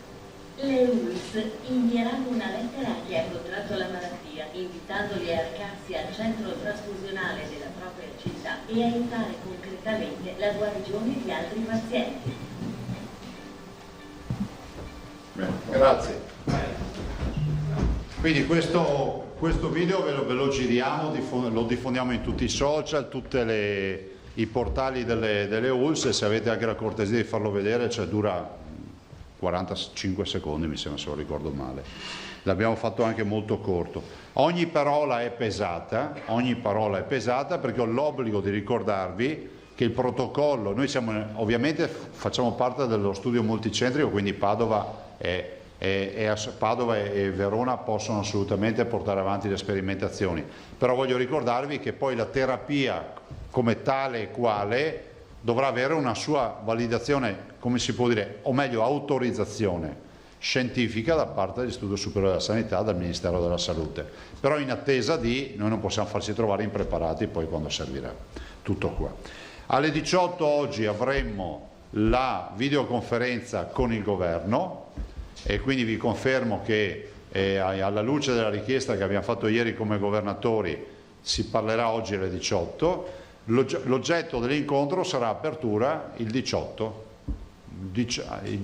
alle 18, ecco, possiamo farci anche lo slogan, il 18 maggio per riaprire tutto. Questa è l'istanza che porterà la Regione del Veneto sulla base di un monitoraggio scientifico, sulla base del rispetto degli indicatori sanitari che ci sono stati dati, coscienti del fatto che non è un liberi tutti, ma coscienti del fatto che bisogna portare le mascherine e avere un minimo di rispetto per la propria salute e per quella degli altri. Prego, domande? Anzi, guardate, vi dico due cose prima delle domande, così poi evito di tediarvi.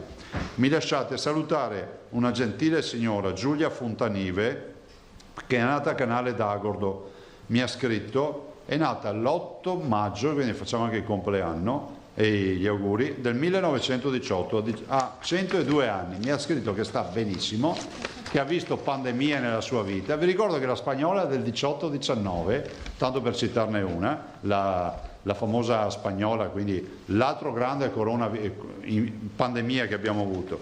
E ha visto guerre, 2 guerre, ha visto tutto, e qui mi ha mandato anche la foto, guardate, 102 anni, quindi facciamo gli auguri di buon compleanno alla signora Giulia Fontanive di Canale d'Agordo, e penso, a vedere dall'immagine, 102 anni li porta anche bene, quindi ci prenotiamo per il compleanno del prossimo anno.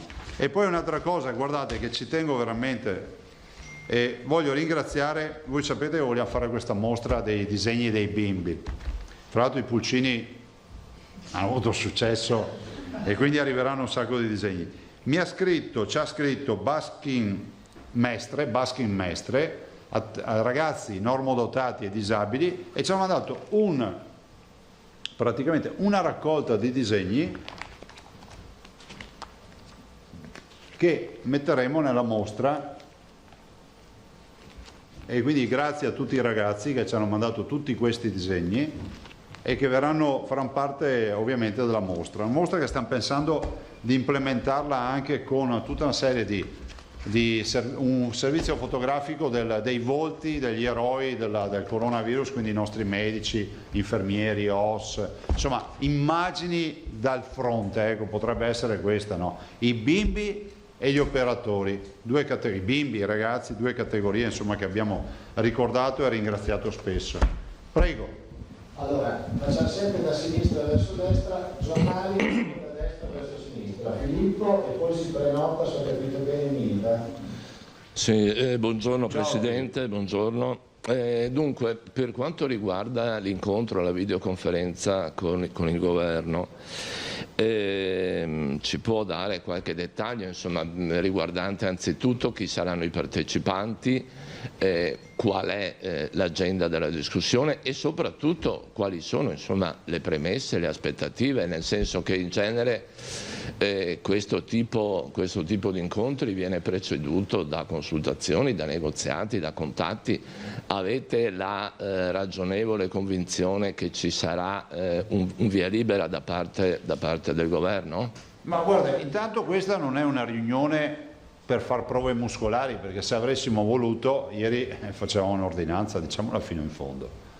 Pensiamo invece che il percorso iniziato assieme al Governo si debba concludere assieme al Governo. Il Governo penso che se ha convocato in fretta e furia, o meglio ha dato disponibilità velocemente di incontrarci, abbia capito, e quindi penso che oggi ci sia sicuramente il Ministro Boccia, ma immagino ci sia anche il Presidente Conte, il Governo abbia capito che questo percorso lo si potrà fare in maniera più agevole, questo ultimo miglio, prima dell'apertura totale, con l'ausilio delle regioni, perché comunque diventa un'attività fortemente chirurgica e particolare, nel senso che ogni regione poi ha le sue robe. Io ho fatto l'esempio della nostra ordinanza sui natanti e quindi sulle imbarcazioni, che ha un peso da noi perché si va a fare anche la spesa con un barchino a Venezia, quando in Piemonte magari non si preoccupa o che so, l'Umbria non si preoccupa della navigazione in mare. Quindi ormai andiamo verso l'abito sartoriale, non possiamo più parlare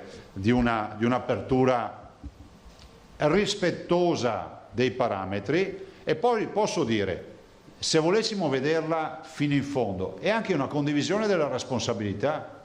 Cioè il governo sa che la regione dice, noi diciamo ci siamo, non vi diciamo fate voi e noi stiamo in panchina a guardare cosa succede, e poi se torna l'infezione vi diciamo che è colpa vostra, se non torna vi diciamo che avete atteso troppo ad aprile. Diciamo, il 18 per noi sembra una data utile. Penso che ormai stiamo ragionando tutti sul 18, il 1° giugno sarebbe un'ecatombe, guardate che il 1° giugno non ce la facciamo ad arrivare, non abbiamo voluto forzare, i presidenti sono tutti allineati da destra a sinistra, guardate, non è una questione di casacca politica, io sono molto fiducioso. Quali sono le istanze che porta il Veneto? Apertura il 18 di servizi alla persona, negozi, bar, ristoranti, centri sportivi, palestre, insomma aprire. E il turismo, anche per il turismo ovviamente, quantomeno per dar modo agli operatori turistici di iniziare a accendere i motori al minimo e di cominciare a pensare sui distanziamenti dell'ombrellone piuttosto che le attività da fare all'interno delle attività, rispettando i parametri e le linee guida. Noi ce le abbiamo già regionali, però in questa fase non ne facciamo una questione di autonomia. Se ci sono delle linee guida sostenibili da parte dell'INAIL, affrontiamo tranquillamente anche questo aspetto. Quindi io sono fiducioso, anche perché guardate, rimandare l'appuntamento del 18 vuol dire che i cittadini hanno già manifestato la loro difficoltà. Considerate che l'ultima istanza che portiamo, ne parlavamo anche stamattina in riunione, è quella dell'aiuto alle famiglie, per i bimbi, cioè i minori, perché arrivano ancora molte segnalazioni. La preoccupazione è che ormai, vedete, le strade sono piene, è inutile che facciano finta di avere il lockdown, cioè è una farsa. Io ho visto stamattina da Conegliano a qui, ci ho messo in macchina il doppio di quello che ci mettevo 20 giorni fa. Cioè deve stare attento di non strisciare la macchina a qualcuno, insomma non puoi distrarti, cioè, non ci sono più gli animali in autostrada. Prima la preoccupazione era quella di non investire animali in autostrada, adesso sono spariti, perché è un serpentone di camion e di auto. Andreoli, RAI. Salve Presidente, Ciao. c'è un incontro preliminare con il rappresentante delle regioni Bonaccini e Boccia? Ha già dato i suoi, non so il calendario, quindi butto? No, nel senso che noi come Presidenti di Regione abbiamo già parlato, poi magari può capitare che ci colleghiamo mezz'ora prima per fare ancora un ulteriore punto della situazione, però ricordo che avevamo già presentato un documento, già 5-6 giorni fa, adesso non ricordo, ci siamo già incontrati come Presidenti di Regione, abbiamo discusso, per cui ieri c'è stata una lettera richiesta da tutti noi e quindi mandata al Presidente Bonaccini al Governo, per cui andiamo direttamente in riunione alle 18. Questa mattina il professor Crisanti sulla Stampa di Torino diceva che sì, le curve sono quelle, l'andamento è anche quello, la settimana delicata è proprio questa perché si tirano i frutti e si tirano le somme. Consigliava anche lui di stare attento e soprattutto indicava 2 regioni, Piemonte e Lombardia, che in questo momento sono ancora in situazione molto critica. Allora, le regioni vanno tutte insieme al governo a chiedere la riapertura, sì, o anche fra di voi dovete stare attenti a non trainare per riaccendere un movimento? Hai ragione e approfitto di questa domanda. C'è un fatto di assoluta responsabilità e rispetto, poi ogni governatore sa i suoi dati epidemiologici, conosce l'R0, adesso ci attribuiscono uno 0,53, ma secondo me è molto più basso. Ma a prescindere da questo va benissimo anche 0,53 perché abbiamo sostanzialmente un ottimo dato. E poi in base a quello che sta accadendo, può essere che una regione decida di aprire, se noi avessimo per dire il focolaio a Vo, potremmo addirittura, ma parlo per fare un esempio, pensare di aprire la regione e tenere una quarantena su un focolaio, ma è anche vero che se si apre e dovessimo avere un focolaio, adesso siamo ancora più performanti, ci coscriviamo subito. Emiliano. Allora, buongiorno. Buongiorno. Permettetemi innanzitutto, per onestà e visto il ruolo che ricopro, ieri le parlavo di questa sanzione, la Postale nel pomeriggio ha scoperto che era opera di un mitomane, quindi trovo giusto togliere l'88enne di cui le parlavo in Alta Padovana. Si ricorda che ieri Leone... Sì, non esiste. Era opera di un mitomane, quindi per correttezza, visto Io che... infatti non l'ho commentata. Perfetto, comunque per onettezza, visto che per onestà mi è capitato di diciamo anche questo, in modo da togliere fango possibile sulle forze dell'ordine, e quindi il buon senso da noi esiste. Io le chiedo se è un altro fake, cioè quindi un'altra fake news, o se effettivamente avete contezza e informazioni. Si parla adesso di questa famosa da Hong Kong epatite E. Vi è arrivata qualche news, qualche notizia? Dobbiamo allarmarci? È cosa vecchia? Allora, io non so darti queste informazioni fino a questo punto. C'è però già letteratura, tra l'altro l'assessore l'ha seguita questa partita, no?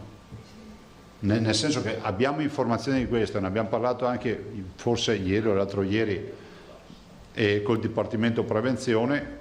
C'è questa notizia, adesso guardate, ormai noi la macchina l'abbiamo messa in moto, per cui vorrei far capire ai cittadini che l'esperienza coronavirus, depurata dai pazienti, dai morti che hanno il massimo del rispetto, però da un punto di vista scientifico e sanitario e di sanità pubblica, è una macchina che va bene per qualsiasi roba adesso, perché siamo organizzati e quindi i tamponi, anche qui, i tamponi non è che sono un'invenzione del coronavirus, i tamponi si sono sempre fatti, solo che adesso tutti conoscono i tamponi, ma i tamponi, se qualcuno è stato ammalato, qualcuno l'ha fatto il tampone in passato, no? Una volta dicevano mononucleosi, ti fanno il tampone, no? Queose.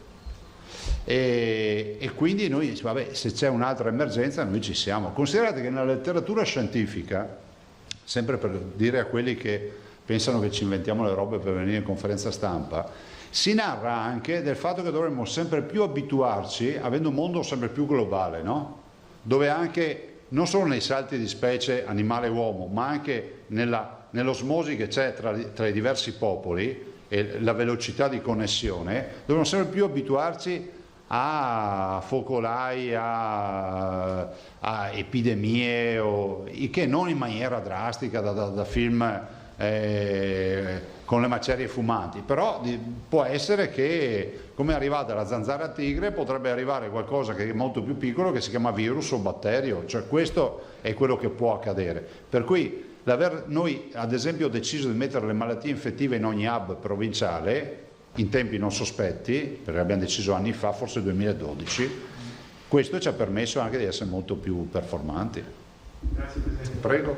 Allora, mentre saluto l'ANSA che è uscita da una forma di quarantena autoimposta. Chi c'è dall'ANSA? Andrea. Buongiorno. Ciao Andrea. Come il Corriere del Veneto è tornato fra noi, Antonella Prigioni. Buongiorno Presidente, io mi faccio portavoce di un appello che mi è stato presentato dai gestori delle piscine comunali, che dicono che se devono riaprire con i parametri che non riescono ad aprire, quindi se la Regione con i comuni pensa di fare qualcosa, bloccare i mutui, insomma sono molto preoccupati perché dicono che non ce la fanno, non è sostenibile. Bisogna lavorare sui parametri, considerate che non c'è un libretto uso e manutenzione, cioè nel senso non ci sono istruzioni per l'uso, si stanno scrivendo e a volte capita che qualche istruzione per l'uso abbia assolutamente un grande valore scientifico, ma che non abbia nessun risvolto con la realtà. Ci abbiamo fatto tante volte degli esempi, no? Vi ricordate sempre i bussolotti in plexiglass in spiaggia?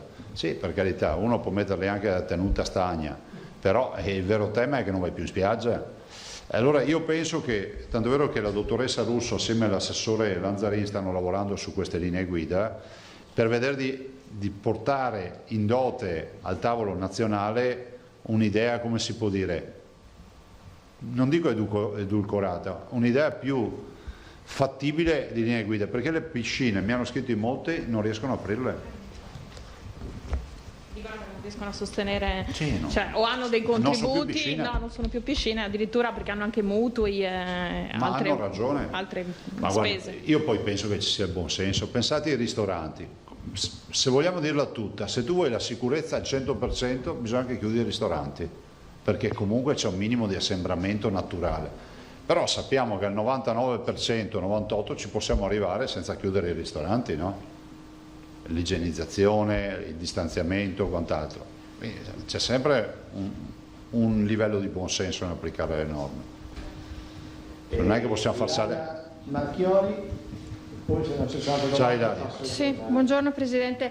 Allora, alcuni chiarimenti che mi arrivano domande da più categorie. Quando dice che porteremo la richiesta di riaprire tutto il 18, la questione riguarda anche le malghe e i commercianti ambulanti? E questa è la prima. Sì. Malghe e i commercianti ambulanti. Sì, poi guardate, passatemi la dicitura attività commerciali, ovvio. Okay, cioè tutto quello che è buon senso in linea con quello che ho detto, sì. Quindi sempre dal 18, ok. Altra cosa forse però sarà poi più per l'assessore Lanzarin, quando si poi lascio l'assessore perché io devo andare a una videoconferenza. E proprio in vista della conferenza delle 18 si potrà anche capire se ci si potrà spostare di regione in regione, perché per esempio ci ha chiamato un signore di Campalto che ha il figlio in Emilia e allora vi dico la verità, noi stiamo lavorando a un'idea, però con la totale ci vuole il supporto scientifico e sanitario e poi ci vuole l'accordo tra regioni. Quantomeno provare a fare un ragionamento come abbiamo fatto con il Trentino per le province confinanti. Cioè vuol dire che se io sono a Treviso, c'ho Pordenone, vi faccio sempre il solito esempio per non fare altri esempi, o Trento con Belluno e così via. Però considerate che la cosa è molto delicata, perché ci sono aree e aree, ci vogliono i governatori che alla luce dei dati sanitari e epidemiologici di casa loro valutino se è il caso oppure no. Per cui non la metterei come si può dire, la madre di tutte le battaglie. Stiamo lavorando anche per questo, ma il tema del blocco di spostarsi fuori regione se non per lavoro, salute o motivi indifferibili ha un senso, perché dal punto di vista sanitario ha un senso. Okay, quindi potrebbe accadere che si va in alcune regioni e in altre no, eccetera. Vedremo, cercheremo di capire. Comunque questo sarà il vaglio. Okay, grazie mille. Prego. Il collega Bonet del Corriere del Veneto ci gira, sic et simpliciter, una domanda, un'osservazione di una lettrice. Buongiorno, per favore potreste far presente al governatore che ad oggi ancora nulla sul fronte dei pagamenti della cassa integrazione in deroga. Non dipende dalla regione, come si afferma, ma si potrebbe sollecitare in qualche modo gli organi competenti. In altre regioni, almeno in parte, sono state pagate, in Veneto un disastro. Ma a noi non risulta che in Veneto sia un disastro dalle altre parti. Cioè, il Sole 24 Ore ha presentato una graduatoria delle regioni e penso che noi forse siamo i primi per numero di pratiche. Dopodiché come avete visto, io non ho mai fatto polemica su questo. C'è il tema dell'accordo con gli studi bancari che abbiamo fatto, le pratiche che abbiamo evaso, e adesso bisogna che ci sia a livello nazionale, sapete che c'è tutto il tema dell'INPS e quant'altro. Io non voglio far polemica, anche se devo prendere atto che il ministro Di Maio ieri sera, non so da chi fosse, da Barbara D'Urso, l'ho visto per caso, la prima roba che ha detto è colpa delle regioni. Se volete che andiamo al vedo, non c'è problema. Domenico Basso, TVA, pone una prima domanda e poi ci manda le osservazioni di un'agenzia di viaggio. La domanda è: se il piano del governo non è quello auspicato, la regione ha un suo piano B? Io rispondo che solo i pessimisti non fanno fortuna. Non possiamo andare alla riunione con le dichiarazioni di guerra. Io penso che dobbiamo trovare una soluzione, questo lo dico. Penso sia doveroso oggi trovare una soluzione assieme. C'è la lettera di un titolare di un'agenzia di viaggi, la sintetizzo: i soggiorni mare che dal catalogo dovevano partire nel mese di giugno, l'Emilia Romagna apre i battenti il 1° giugno 2020, ma noi potremmo andare fuori regione. Come facciamo a fare dei programmi se non sappiamo in tempo utile le decisioni che prenderà lo Stato? Ha ragione, l'ho detto anche ieri, agli operatori non interessa aprire il 18, ma interessa sapere che ci sia certezza di aprire il 1° giugno, il 28 maggio, quello che è, perché debbono programmarsi, c'è tutto il tema dei tour operator, della vendita, eccetera. Sempre l'operatore turistico chiede: la Regione Veneto intenderà dare degli aiuti alle agenzie di viaggi e ai noleggiatori di pullman privati? Noi siamo nelle condizioni di far partire una campagna di promozione. Voglio ricordare che questa è l'unica regione in Italia dove non si applicano tasse. Sembra quasi un'eresia quello che sto dicendo, è così. Non preleviamo dalle tasche dei veneti circa l'equivalente di 1.179 milioni di euro all'anno. Adesso tutti quelli che sono a casa dicono non è vero, la regione applica l'addizionale IRPEF, vi ricordo che quello che trovate scritto in busta paga addizionale IRPEF regionale è una tassa che porta questo nome, e noi ci siamo anche opposti, abbiamo fatto anche una causa per far cambiare il nome, ma quella tassa va a Roma, non c'entra niente con noi. Noi potremmo incassare la differenza in maggiorazione di quella tassa, cioè voi state pagando l'addizionale IRPEF regionale dell'1,23%, ma che la regione non vede. Noi guadagneremo dall'1,23 in su, quella è la tassa che possiamo applicare, che non abbiamo applicato. Nico Russimoro, Corriere del Veneto. I dati sulla prima settimana di riaperture fornite dal Comitato Scientifico Nazionale da Conte dicono che possono riaprire il 18 tutte le regioni tranne Lombardia e Piemonte, che hanno ricominciato a ricoverare malati Covid in terapia intensiva. Cosa vi ha detto il Comitato Scientifico sul Veneto? Ma noi abbiamo i dati che sono chiari, che rispettano i parametri, per cui non c'è oggi un'espressione del Comitato Scientifico, ma quei dati mi sembra che siano iperchiari, no? Del resto è lo stesso Comitato Scientifico Nazionale a dire che noi non siamo nelle regioni vietate, no? Per cui penso che è più chiaro di così. Il nuovo decreto per la ripartenza dell'economia stanzia soldi anche per l'infermiere di famiglia. In Veneto quando nascerà questa figura? Appena abbiamo i soldi, cioè, nel senso che a parte il fatto che il Veneto nelle cure territoriali ha investito molto. L'assessore Lanzarin? Prego? Sì, anche le medicine del gruppo integrato in cui abbiamo infermieri, però poi abbiamo assunto un migliaio di medici, ci costano 35 di medici, di addetti al mondo della sanità, medici, infermieri e quello che è, e abbiamo con questo coronavirus aumentato una spesa che è stabilizzata annuale di 35 milioni di euro di stipendi. Anche le USCA. Però se c'è un'altra figura, ben venga, cioè figuratevi. Se non avete altro io dovrei andare in videoconferenza. Vediamo con Michele Borrella, Vaia dice continua l'opera di ripristino del territorio di Veneto, pioggia di soldi per le zone colpite. Noi stiamo andando avanti, nel senso che arrivano risorse, stiamo liquidando danni, addirittura Avepa ha addirittura certificato, penso siamo gli unici in giro per l'Italia a fare sta roba, facciamo i sopralluoghi con il video, con la diretta video di WhatsApp o di altri strumenti, Zoom o quello che è, e poi certifichiamo il video per verificare che hanno fatto i lavori, ristrutturato eccetera, e lasciamo depositato il video nel come verbale, e quindi evitiamo di uscire, di fare un sacco di robe, siamo molto più veloci. Filippo, e velocemente le ultime che il Presidente... devo andare, scusate, una videoconferenza. Presidente, allora, prego. Una richiesta e poi una questione di metodo. Prego. Per quanto riguarda l'esito della riunione di stasera, confidiamo che saremo informati. Ecco. Ma poi c'è un'altra cosa, e credo che sia di interesse regionale, di interesse generale. Allora, mi sembra che ci sia un malessere e una protesta diffusa da parte dei cittadini, degli operatori, delle categorie, delle imprese, per la pessima qualità della decretazione governativa in questa materia. Chi si prende la briga di aprire un file dei decreti trova un lessico incomprensibile, farraginoso, che fa impazzire la gente, che crea insicurezza e che crea un freno. La domanda qual è? In vista del benedetto 18 maggio, io non ho compreso se le regioni concorderanno con il governo delle norme che il governo poi varerà, oppure il governo delegherà le regioni su base differenziata a legiferare in questo caso.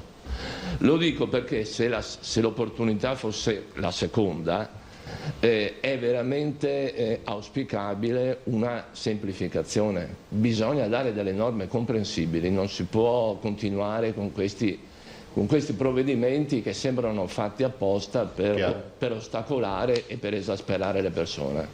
Sì, chiaro. Ma io penso che gli scenari potrebbero essere 3. Disegniamoli tutti, no? Il primo, che il governo dica ragioniamo per assurdo, potrebbe dire noi rinnoviamo la decretazione, il DPCM, e vogliamo andare fino a giugno. Io non ho nessun motivo di pensare che sia così, ma vi dico che questo potrebbe essere uno scenario. Fino a giugno o fino a quando sarà, anche il giorno dopo, dal 18.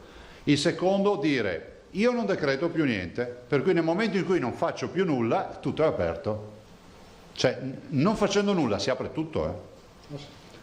3. Potrei fare un DPCM, delego le regioni ad assumersi le responsabilità, applicare le linee guida INAIL, l'ho fatte in casa per i comparti non ancora monitorati, insomma definiti dall'INAIL, e quindi il terzo scenario. Questi sono i 3 scenari che vedo, non ne vedo altri. Per cui Staremo a capire questa sera. Comunque il tema del burocratese viene fuori soprattutto sul problema che hanno gli operatori di applicare le linee guida, perché questo è il vero tema, no? C'è la decretazione che accompagna l'allegato delle linee guida che devono essere assolutamente affrontabili.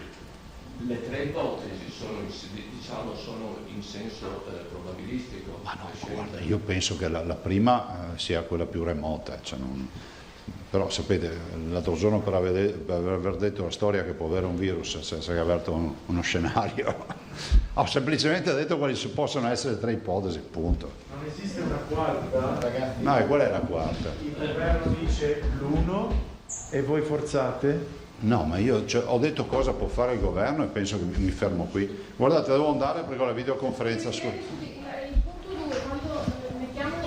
Io non decreto più nulla, non può succedere che si crei il caos a quel punto. Ma guardate che il DPCM sospende le aperture. Nel momento in cui la sospensione decade, quello che ancora non è aperto deve essere aperto. Tutto torna come prima, uno gira di qua e di là e va libero?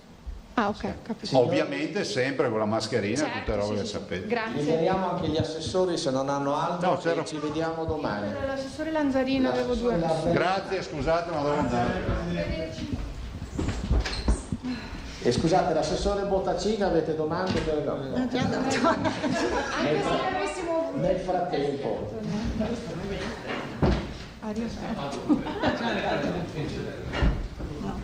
Risponderò io invece di lui.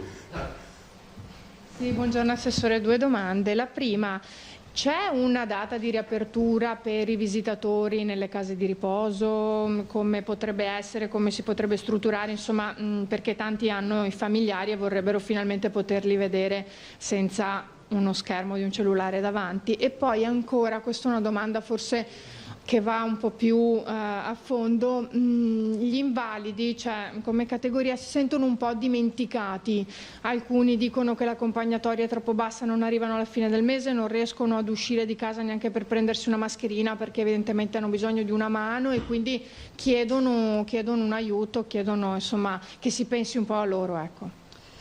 Allora, per quanto riguarda la prima domanda, ho fatto proprio il punto della situazione stamattina con la direzione servizi sociali e la direzione prevenzione. Stiamo abbozzando delle nuove linee di indirizzo per quanto riguarda le strutture per anziani e RSA, centri servizi per anziani, sia per le visite sia per gli accessi di nuovi ospiti, perché voi sapete che abbiamo bloccato gli accessi di nuovi ospiti. E quindi stiamo preparando anche la procedura, la modalità per i nuovi accessi, quindi tampone e tutto il resto, però appena saremo in grado, insomma, le presenteremo e prima faremo anche un passaggio con le due sigle, quindi URIPA e UNEBA, le due sigle insomma che raggruppano tutti gli enti che si occupano di anziani. C'è molta prudenza per quanto riguarda le visite, perché anche stamattina dall'incontro, come diceva il Presidente, con i direttori generali, emerge che gli accessi che abbiamo oggi in ospedale, nei reparti Covid, sono accessi da case di riposo. Quindi vuol dire che lì il virus c'è ancora e quindi ci sono ancora situazioni di questo tipo. E quindi è chiaro che questo ci pone l'obbligo anche di essere molto prudenti rispetto a quelle che sono le aperture, gli incontri e tutto il resto. Capiamo anche però insomma le richieste, le angosce, le preoccupazioni dei familiari che sono da tanto che non vedono i propri congiunti che sono all'interno di queste strutture. Per quanto riguarda invece il discorso disabili, domani porterò in giunta il provvedimento per quanto riguarda la riapertura dei servizi semiresidenziali, che l'abbiamo visto con gli enti gestori la settimana scorsa, quindi rientrerà anche in attività tutti i centri semiresidenziali per quanto riguarda la disabilità. Sono già state riaperte accanto alle attività ospedaliere, ambulatoriali, tutta la parte riabilitativa, insomma, per quanto riguarda disabili minori, quindi so che alcune associazioni hanno già iniziati, altre tipo Nostra Famiglia Zona Treviso, insomma, riaprono questa settimana, altre invece hanno aperto la settimana scorsa, quindi sempre per tutto quello che concerne appunto riabilitazione e quant'altro. Per quanto riguarda invece il discorso più di accompagnamento, se vogliamo, e anche di aiuto economico, Oggi pomeriggio è convocato il tavolo povertà regionale, in cui faremo un po' il punto della situazione, c'è anche l'ANCI presente, proprio rispetto agli aiuti quindi trasversali che oggi i comuni chiedono e che comunque vengono erogati. E quindi proveremo a capire rispetto a questo anche un po' mettendo insieme tutti gli interventi insomma, che ci sono, perché ci sono gli interventi che sono arrivati direttamente ai comuni come quello di buoni spesa, altri eccetera. Noi stiamo cercando di fare una regia regionale anche da un punto di vista informatico, ma questo qui ne avevamo già parlato per il passato e questa è anche l'occasione per capire anche rispetto poi a degli interventi più mirati, disabilità, pensioni di invalidità e quant'altro, oppure sostegno di un vario tipo, insomma, ecco. Bene, io direi, Assessore, sul tavolo povertà e sull'apertura dei semiresidenziali oggi comunicheremo. No, beh, sugli semiresidenziali facciamo la delibera domani, questa la prendete come un annuncio. Quindi la comunichiamo domani. Sì, sul tavolo povertà vi diamo già un comunicato. Finita oggi la riunione, al limite facciamo qualcosa su quello che emerge in riunione oggi, in videoconferenza.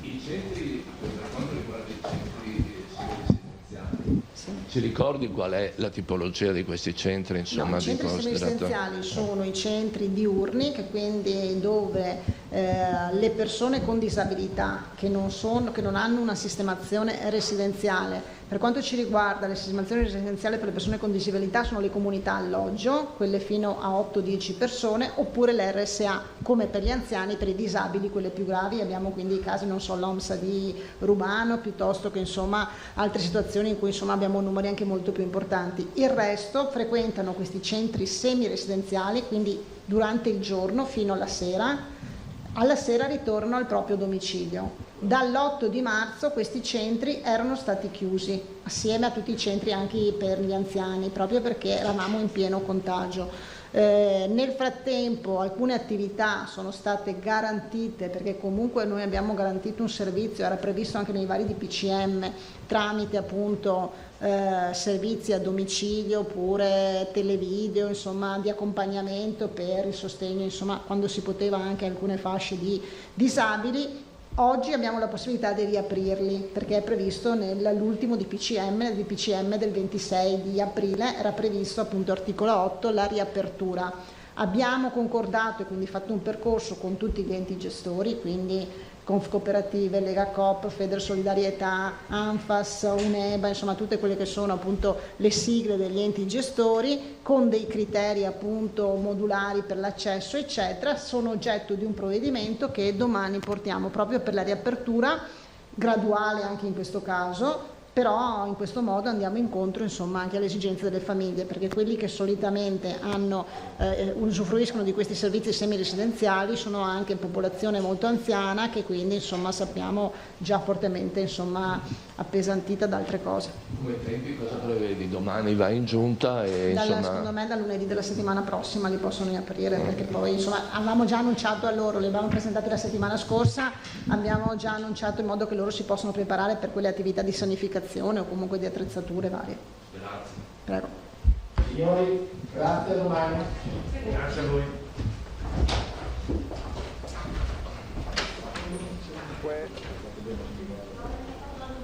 Rientriamo in studio, questa è la conferenza stampa odierna del governatore Zaia con l'assessore regionale alla sanità Lanzarin e quello alla protezione civile Bottacin. Di fatto cosa si è detto? Il governatore è ritornato sulla questione della banca del sangue, idea lanciata nei giorni scorsi. Ha anche mostrato uno spot che sarà diffuso sui social, sulle televisioni nelle prossime ore per sensibilizzare alla donazione del plasma i soggetti che sono guariti dal coronavirus. Il loro sangue è importante, lo abbiamo detto più volte in questi giorni, perché conterrebbe degli anticorpi importanti per la cura dei soggetti malati. Quindi Zaia è ritornato su questo, la banca del sangue sta quindi entrando a regime. Questo servirà soprattutto in vista del picco autunnale, che in questo momento è ancora probabile, è uno scenario futuribile, ma per ogni evenienza, dice Zaia, dobbiamo farci trovare pronti anche per un'eventuale nuova ondata.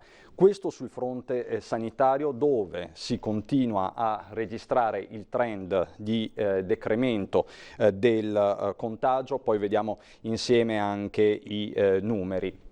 Sul tavolo poi c'è la questione, e lo abbiamo detto più volte questa mattina, della riapertura, delle riaperture. Oggi c'è l'incontro tra regioni ed esecutivo nazionale alle 18, quindi alle 18 teoricamente si capirà, o comunque subito dopo le 18, se l'apertura differenziata è possibile, avverrà. Ci sono delle aperture importanti da parte del governo. Se il 18 sarà la data X per il Veneto e quant'altro. Lo stesso Zaia ha detto che informerà in maniera tempestiva e in tempo reale su quelle che saranno le risultanze di questo tavolo. Zaia dice che la Regione sta lavorando anche all'idea di aprire gli spostamenti da regione a regione. Questa sarebbe una bella notizia, non solo per gli spostamenti in generale, ma anche per il mondo del turismo. Ha ribadito che il 1° giugno per alcune categorie professionali sarebbe un'ecatombe, aprire il 1° giugno parrucchieri ed estetisti in particolar modo sarebbe un'ecatombe. Lo stesso dicasi per gli operatori turistici. Questo in sintesi il ragionamento di Zaia nella giornata di oggi. Prima di collegarci con le nostre due ospiti vi leggo anche velocemente i dati che sono confluiti proprio in questi minuti di Azienda Zero con Regione Veneto, che sono quelli che ha dato poco fa lo stesso Zaia. Il primo bollettino di giornata parla di un aumento di casi positivi di 11 unità, quindi è un incremento molto basso e il trend è quello della decrescita. 5.015 i soggetti in isolamento domiciliare, mentre si registra un solo decesso all'ospedale di Vicenza, quindi all'ospedale centrale di Vicenza. Le terapie intensive rimangono praticamente stazionarie, 75 i posti letto occupati, i ricoverati in area non critica positivi sono 400, 321 quelli che sono ricoverati ma si sono nel frattempo negativizzati.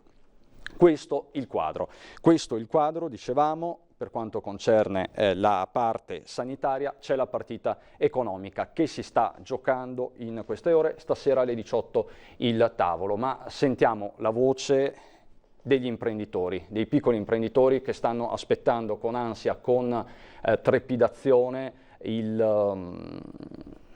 quello che avverrà questa sera a Roma in videocollegamento con le regioni. Vedo collegata da Jesolo, sì, ci siamo, sì, perfetto, Elisa Cibin, titolare di un negozio di moda a Jesolo, e fino a pochi secondi fa eravamo collegati, e sicuramente ritorna anche il collegamento con Elena Turri, che è parrucchiera a Portoviro. Ecco, rivedo anche Turri. Buongiorno a entrambe, grazie per essere qui. Buongiorno. Allora, Elena Turri, parrucchiera di Portoviro, la conoscete perché ci siamo collegati con lei il 1° maggio, quando a Portoviro si inscenò un sit-in con delle sedie vuote.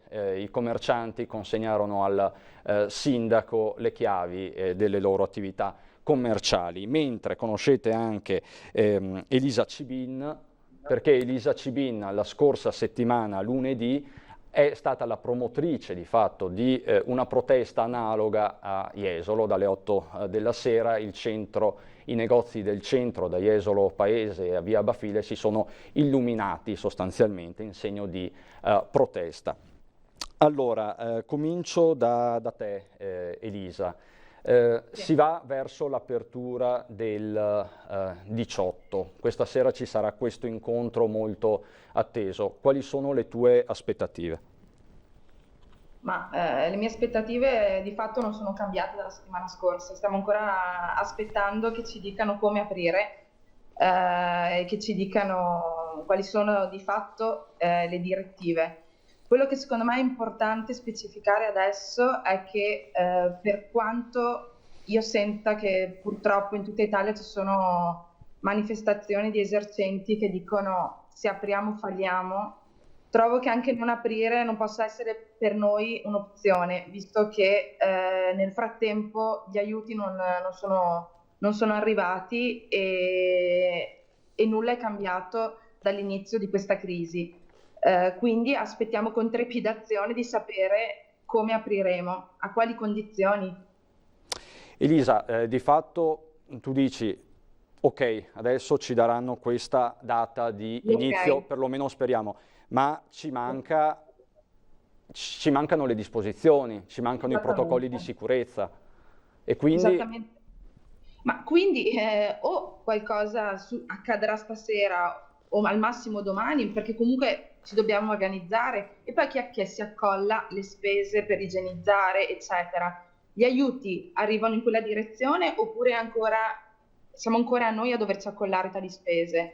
Io voglio capire anche questo è importante, perché se io di fatto sono 2 mesi che non lavoro, non ho entrate, di nuovo voglio ribadire questa cosa, ho tutte le mie belle spese fisse da pagare, però dovrò magari accollarmi altre spese per igienizzare e oltretutto organizzarmi in quanti giorni. Questo stiamo cercando di capire. Certo, e in queste ore tra l'altro si sta discutendo di un credito d'imposta per gli imprenditori che investono in misure di sanificazione, un credito d'imposta dell'80%. Di fatto vi scalano le tasse in base all'investimento, ma ecco, è una misura sufficiente?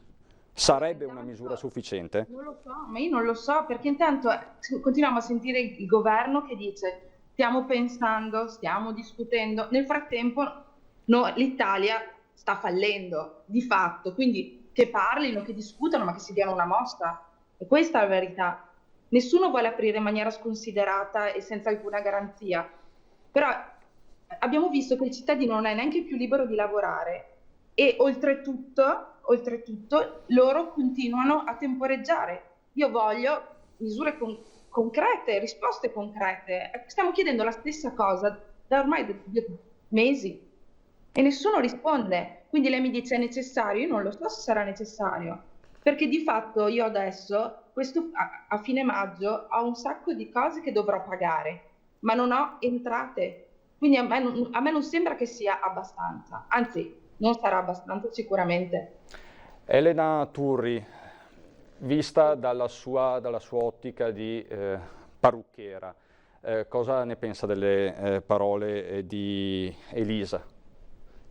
Guarda, ha detto praticamente tutto quello che volevo dire io, calcolando il fatto che qua si sta parlando appunto di cittadini, di imprenditori che non arrivano a fine mese. Guardate ragazzi che sono passati già 2 mesi a sta parte e qua vogliono farci aprire il 1° giugno, che è una cosa assolutamente ridicola per noi, anche perché, come avevo già detto la volta scorsa, noi abbiamo sempre lavorato secondo le norme igienico-sanitarie, in sicurezza, quindi non è una novità per noi, diciamo, lavorare con mascherine, guanti e tutti i protocolli, diciamo, che ci sono poi dietro per questo motivo, ecco. Turri, scusa se Elena, riaprire il 18 già sarebbe un qualcosa rispetto al 1° giugno. Certo, ma lo dovrebbero aver già fatto, cioè qua il 18 maggio secondo me è già anche troppo tardi, ma non perché sì, ok, il virus è pericoloso, diciamo, è grave, come situazione è grave, però già una riapertura il 18 di maggio sono già 2 settimane di anticipo che per noi significano veramente tanto, però non possiamo saperlo all'ultimo momento, dal momento che io parlo come parrucchiera, devo organizzare comunque il mio lavoro, non posso saperlo il giorno prima per il giorno dopo, così ci mettono veramente in difficoltà, anche perché come ha detto la mia collega Elisa, ci sono delle spese fisse tutti i mesi, noi non abbiamo entrate, quindi prima apriamo e meglio è. Certo, vi chiedo di rimanere collegate qualche minuto perché ritorno anzi a Marghera da Ilaria Marchiori per fare il punto della conferenza stampa di oggi e in particolare di questo nodo delle riaperture. Poi ritorno subito da voi. Ilaria, mi senti? Sì, eccoci qui. Cristian, si è conclusa da poco la conferenza col presidente Zaia e poi gli assessori regionali Bottacin e Lanzarin, e appunto al centro di questa conferenza, di questo punto stampa, due gli argomenti principali, in primis quello delle aperture, poi quello... Ilaria, scusa, ci sono dei problemi di audio, adesso verifichiamo un attimo il collegamento e ritorniamo subito da te. Un attimo solo, Ilaria. Ritorno quindi dalle mie ospiti, scusate. Parlavamo prima con Elisa degli ammortizzatori sociali, perché i titolari di negozio hanno anche dei dipendenti, chiaramente. In molti casi avete utilizzato ammortizzatori sociali che non eravate abituati a utilizzare, quindi il fondo di integrazione salariale, il cosiddetto FIS, la cassa in deroga. Tanti lavoratori devono ancora accedere, vedersi accreditate queste somme, questi assegni. Com'è la situazione, Elisa? Beh, qui la cassa integrazione non si è vista, quindi questa è la situazione.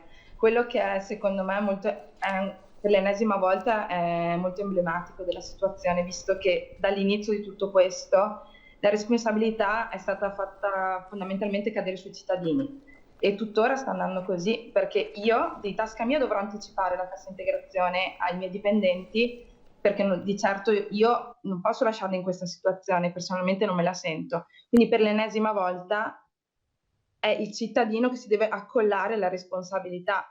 Se voi pensate dall'inizio di questa emergenza, la responsabilità è stata dei cittadini, sia di salvaguardare la salute propria e degli altri, e di diritti non ce ne sono più stati. Lasciamo perdere quello di lavorare, che sembra che chiediamo la luna, ma neanche di uscire, di muoversi, eccetera. Era ancora la nostra responsabilità tutelare noi stessi e gli altri. Adesso è nostra responsabilità arrivare a fine mese e tutelare i nostri dipendenti. Mi chiedo a questo punto io per cosa esattamente paghi le tasse. Vorrei avere una risposta semplice, diretta. Io non sono un politico, voglio che parlino la mia lingua, che mi rispondano per cosa ho pagato le tasse. Elisa, quindi di fatto tu ti trovi in difficoltà, come molti tuoi colleghi, con i tuoi dipendenti sostanzialmente. Fra le tante difficoltà anche quella, sì. Sì, certo. Elena, posso chiedere a te come vi siete comportati con i vostri collaboratori? Niente, è una situazione assurda, anche perché insomma loro a quanto pare niente cassa integrazione, come ha detto Elisa, e quindi stanno sempre aspettando aiuti da non so chi, perché al giorno d'oggi ormai in ogni caso comunque le nostre dipendenti stanno tirando la corda come noi, perché alla fine se non abbiamo entrate, alla fine dei conti le spese come facciamo ad affrontarle? Arriviamo fino a un certo punto, cioè fin qua ci siamo riusciti. Da qua in poi però abbiamo bisogno di qualcuno, cioè abbiamo bisogno dello Stato, abbiamo bisogno di liquidità, ma subito, non tra un mese, 2, 3, è quello che continuano a dire. Purtroppo la situazione è molto grave, molto. Certo. Elisa Elena, vi chiedo un attimo di pazientare, adesso abbiamo ripristinato il collegamento con Marghera, poi torno subito da voi. Ilaria, mi senti adesso? Ilaria, te la linea. Sì, io vi sentivo anche prima. Perfetto, prego. Ok. Allora, eccoci qui, si è concluso da pochissimo il punto stampa del governatore Zaia, fondamentalmente due le questioni di cui si è parlato principalmente, in primis quella delle riaperture, poi quella invece per quanto riguarda il plasma, i prelievi, insomma ne parliamo poi in un secondo momento, ma diciamo la notizia principale di oggi è quella che riguarda le riaperture, perché? Perché alle 18 innanzitutto ci sarà questa videoconferenza con tutti i governatori delle regioni, cui dovrebbe prendere parte insomma, se non magari per l'intera riunione, almeno per una parte, il Premier Conte, e dunque in questa riunione, in questa videoconferenza probabilmente si arriverà ad avere delle richieste da parte delle varie regioni, che possono essere comuni, che possono essere anche diversificate in base appunto a vari criteri, a vari aspetti, in primis quello che riguarda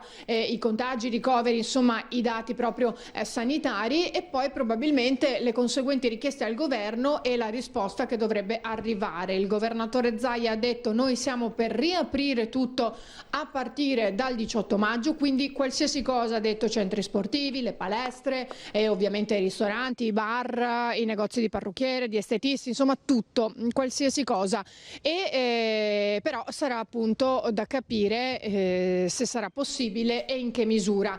Un'altra cosa che probabilmente si cercherà di capire, anche perché ci arrivano tantissime telefonate in tal senso, è come ci si potrà muovere poi tra le regioni, perché c'è chi ha dei parenti in altre regioni, il figlio oppure chi ha i genitori, insomma sono molte le situazioni anche soprattutto di legami, quindi affettive, che vanno da regione a regione, e quindi si potrebbe avere una risposta anche in tal senso. È tanta la carne al fuoco che probabilmente ci sarà in questa videoconferenza, in questa riunione, e che noi probabilmente riusciremo a sapere al termine di questo tavolo, che con un comunicato che verrà proprio diramato dalla regione, se non al più tardi lo capiremo domani nel punto stampa del governatore Zaia. Secondo il presidente si potrebbero verificare 3 scenari. Il primo, che lui dice, si augura, ma dice insomma, pensa insomma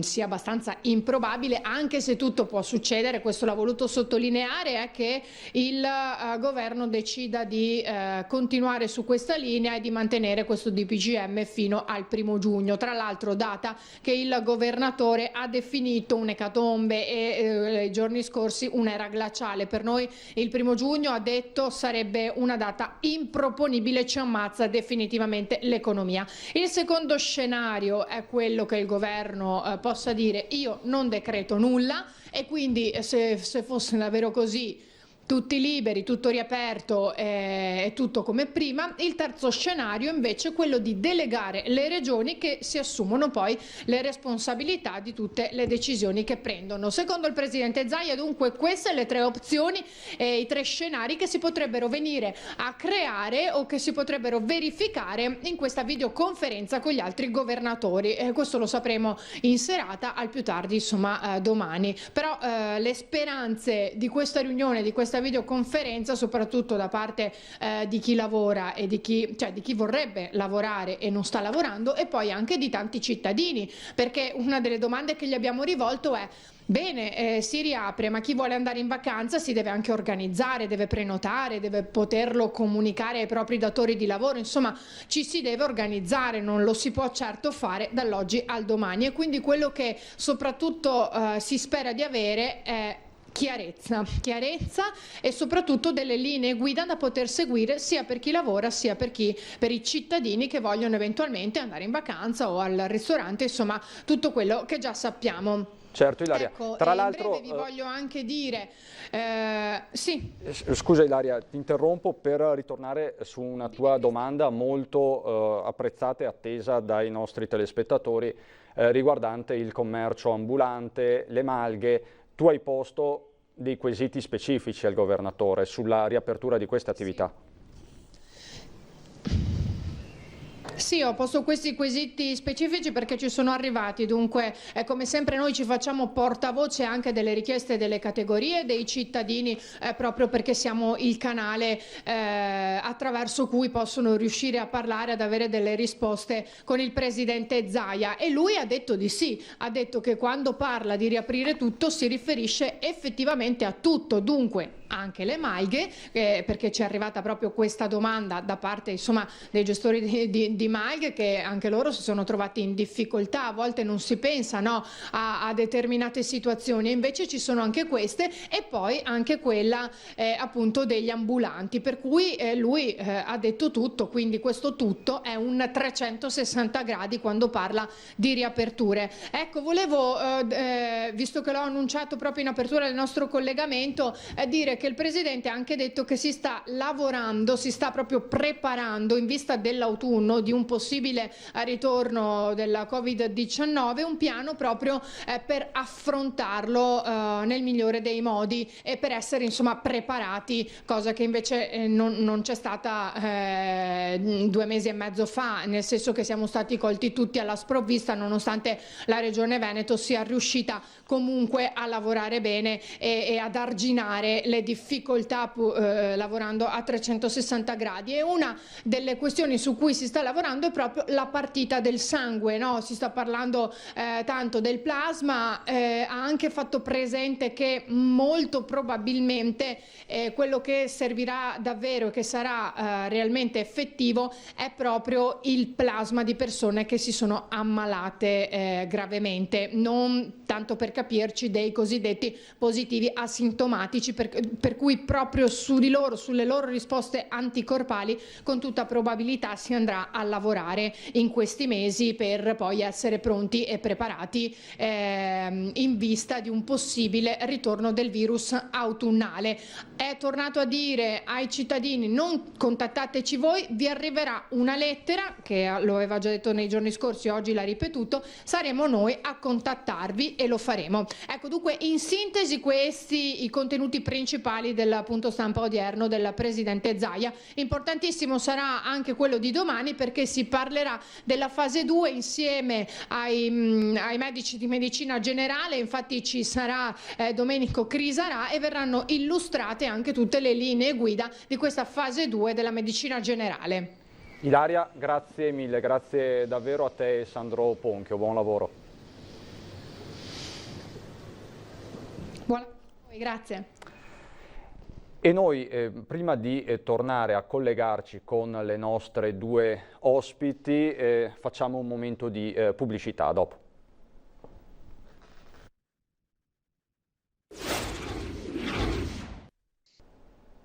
Di nuovo insieme, di nuovo in diretta straordinaria per raccontarvi questo ennesimo giorno di emergenza ormai sempre più economica, come ci stanno raccontando le nostre 2 ospiti che dai loro punti di vista ci chiedono da tempo regole certe, tempistiche certe, che sperano che questa sera alle 18 dal tavolo fra regioni e governo esca qualcosa di concreto e di operativo. Siamo ancora collegati quindi con Elena Turri, parrucchiera a Portoviro, e Elisa Cibin, titolare di un negozio di moda a Jesolo. Stavo parlando mentre c'era la pubblicità con loro del turismo, perché di fatto sia a Jesolo chiaramente, ma anche a Portoviro, che comunque è sul delta, il fattore turismo è determinante, quindi non si tratta solo di capire quando riapriranno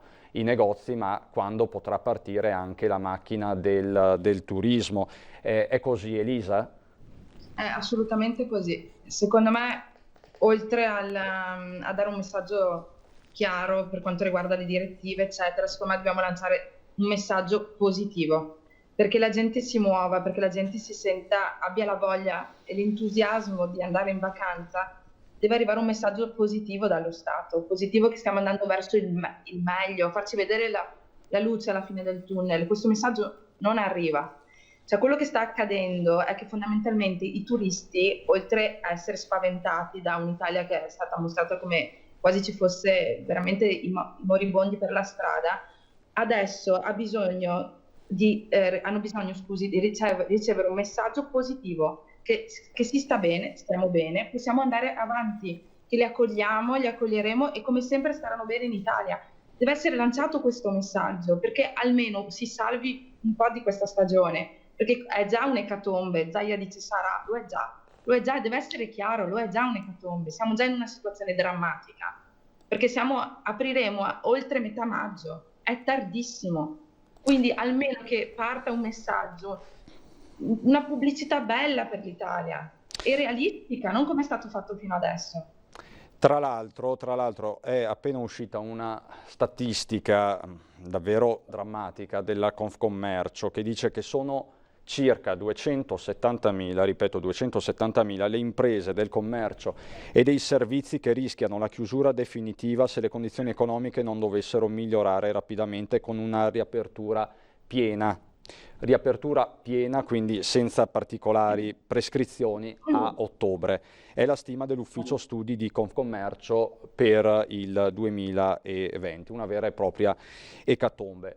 Parlavamo prima, Elena, che c'è anche un altro fattore che incide sul vostro lavoro di titolari di negozi di moda o di parrucchiere. Quello dei matrimoni e delle cerimonie che non si stanno svolgendo, o no? Esatto, qua stiamo vivendo una strage, perché proprio a partire da maggio noi abbiamo sempre fatto affidamento tutti gli anni, diciamo, sul fattore matrimoni, perché è una bella fetta del nostro lavoro. Si parla di veramente di una buona parte, se non della maggior parte, del nostro guadagno.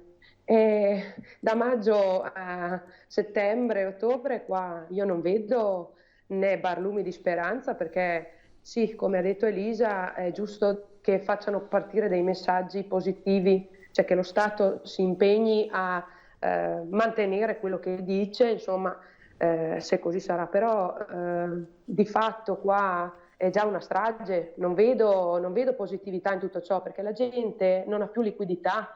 La gente ormai arriva a fine mese, ma non so come faccia. Adesso io parlo per me, io faccio veramente fatica a pensare di poter dare una speranza e una garanzia a mio figlio, ecco. Però se non si muove qualcosa di concreto da parte dello Stato, io non vedo luce in fondo al tunnel, non vedo niente. C'è il rischio, Elena, 2 settimane fa ci siamo sentiti la prima volta per la protesta, per il sit-in. Eravate particolarmente carichi. Molto. Oggi ti sento, non per fare lo psicologo da strapazzo, più rassegnata. È così? No, non è fatto di rassegnazione, è proprio sconforto perché sì, abbiamo mandato avanti le nostre richieste, abbiamo chiesto un anno di niente tasse, un anno di sospensione di qualsiasi tipo di spesa per poter continuare il nostro lavoro, ma qua non stanno facendo assolutamente niente, non si stanno muovendo, ci stanno praticamente dimenticando di noi che in realtà siamo il polmone dell'Italia, perché le piccole e medie imprese danno da mangiare al nostro Stato, cioè lo manda avanti da una vita. Assolutamente. E Elisa, chiedo a te un'ultima battuta. Se tu avessi di fronte il Premier Conte, i ministri, il governo, comunque i nostri governanti, quale messaggio ti sentiresti di lanciare in vista dell'incontro di questa sera alle 18 con le regioni? Allora, gli chiederei per la prima volta di mettersi davvero la famosa mano sulla coscienza e di rendersi conto che, come ha detto Elena, siamo noi che li paghiamo. È dall'inizio che questo secondo me non è molto chiaro. non siamo noi che li abbiamo votati, perché non sono lì perché li abbiamo votati noi, ma sono lì grazie a noi. Siamo noi che li paghiamo e dovrebbero essere almeno un po', dico, visto che al nostro servizio, e capire che noi lentamente stiamo morendo. Lo sconforto che leggo negli occhi di Elena ce l'abbiamo tutti, perché siamo rimasti speranzosi per un po'. Abbiamo voluto credere che comunque insieme ce l'avremmo fatta. Qua non si sta muovendo niente, non siamo guidati, non siamo consigliati, ma la cosa peggiore è che non siamo nemmeno ascoltati da un governo che dovrebbe essere a nostro servizio e non il contrario. Allora io chiedo delle risposte e chiedo soprattutto che non chiedano più tasse per un anno bianco. Basta tassazioni, basta metterci in ginocchio, lo eravamo già prima in difficoltà, ci hanno dato come si dice la mazzata finale. Adesso veramente penso che sarebbe il minimo che ci concedessero un anno di respiro, ma non per guadagnare, perché questo penso che per un anno non guadagneremo, ma per sopravvivere. Un anno bianco fiscale. Un anno fiscale. Beh sì, certo, ma mi sembra il minimo. Condividi, Elena, condividi, immagino. In pieno, perché veramente ci hanno tolto addirittura la libertà di manifestare, ma noi abbiamo manifestato, ci abbiamo creduto, come hai detto te 2 settimane fa. Adesso abbiamo bisogno di risposte immediate, concrete e positive, assolutamente, altrimenti qua non sopravvive nessuno. È già una strage e non vogliamo vedere, già ci hanno messo in ginocchio. Non dobbiamo vedere delle persone stese, già siamo in ginocchio, non arriviamo tanto. Elena Turri e Elisa Cibin, grazie davvero per la vostra testimonianza, speriamo di risentirci presto con novità migliori e soprattutto con disposizioni messe nere su bianco che facciano chiarezza su date e protocolli di sicurezza. Io vi ringrazio per questa vostra... Sì, prego. Scusa Cristiano, volevo solo aggiungere una piccola cosa. Sia io che Elena siamo genitori, siamo madri e oltre ad essere stati dimenticati i piccoli commercianti, gli artigiani, non mi ricordo chi disse che a seconda di come una società tratta i bambini si capisce che valore abbia quella società. È chiaro che valore ha il nostro governo e il nostro Stato. I bambini sono stati dimenticati. Io sono madre, riaprirò il negozio e i miei figli non so dove li metterò. E anche questo è importante ricordarlo. Esula dal nostro discorso, ma non del tutto. Siamo parte di un insieme. E un insieme importante, e una parte importante la fanno i bambini, direi fondamentale per il nostro futuro. I bambini sono stati completamente dimenticati dall'inizio. Scusa Cristian. No, assolutamente, anche questo è un aspetto che va assolutamente menzionato, vita economica, vita familiare, è un tutt'uno e questa crisi ci ha insegnato una cosa, che non possiamo ragionare per compartimenti stagni. Io vi ringrazio davvero per la vostra testimonianza e spero di ritrovarvi in una situazione migliore. Grazie e in bocca al lupo. Grazie. A presto, arrivederci, grazie. Adesso per noi c'è una nuova pausa pubblicitaria, poi andiamo a Belluno.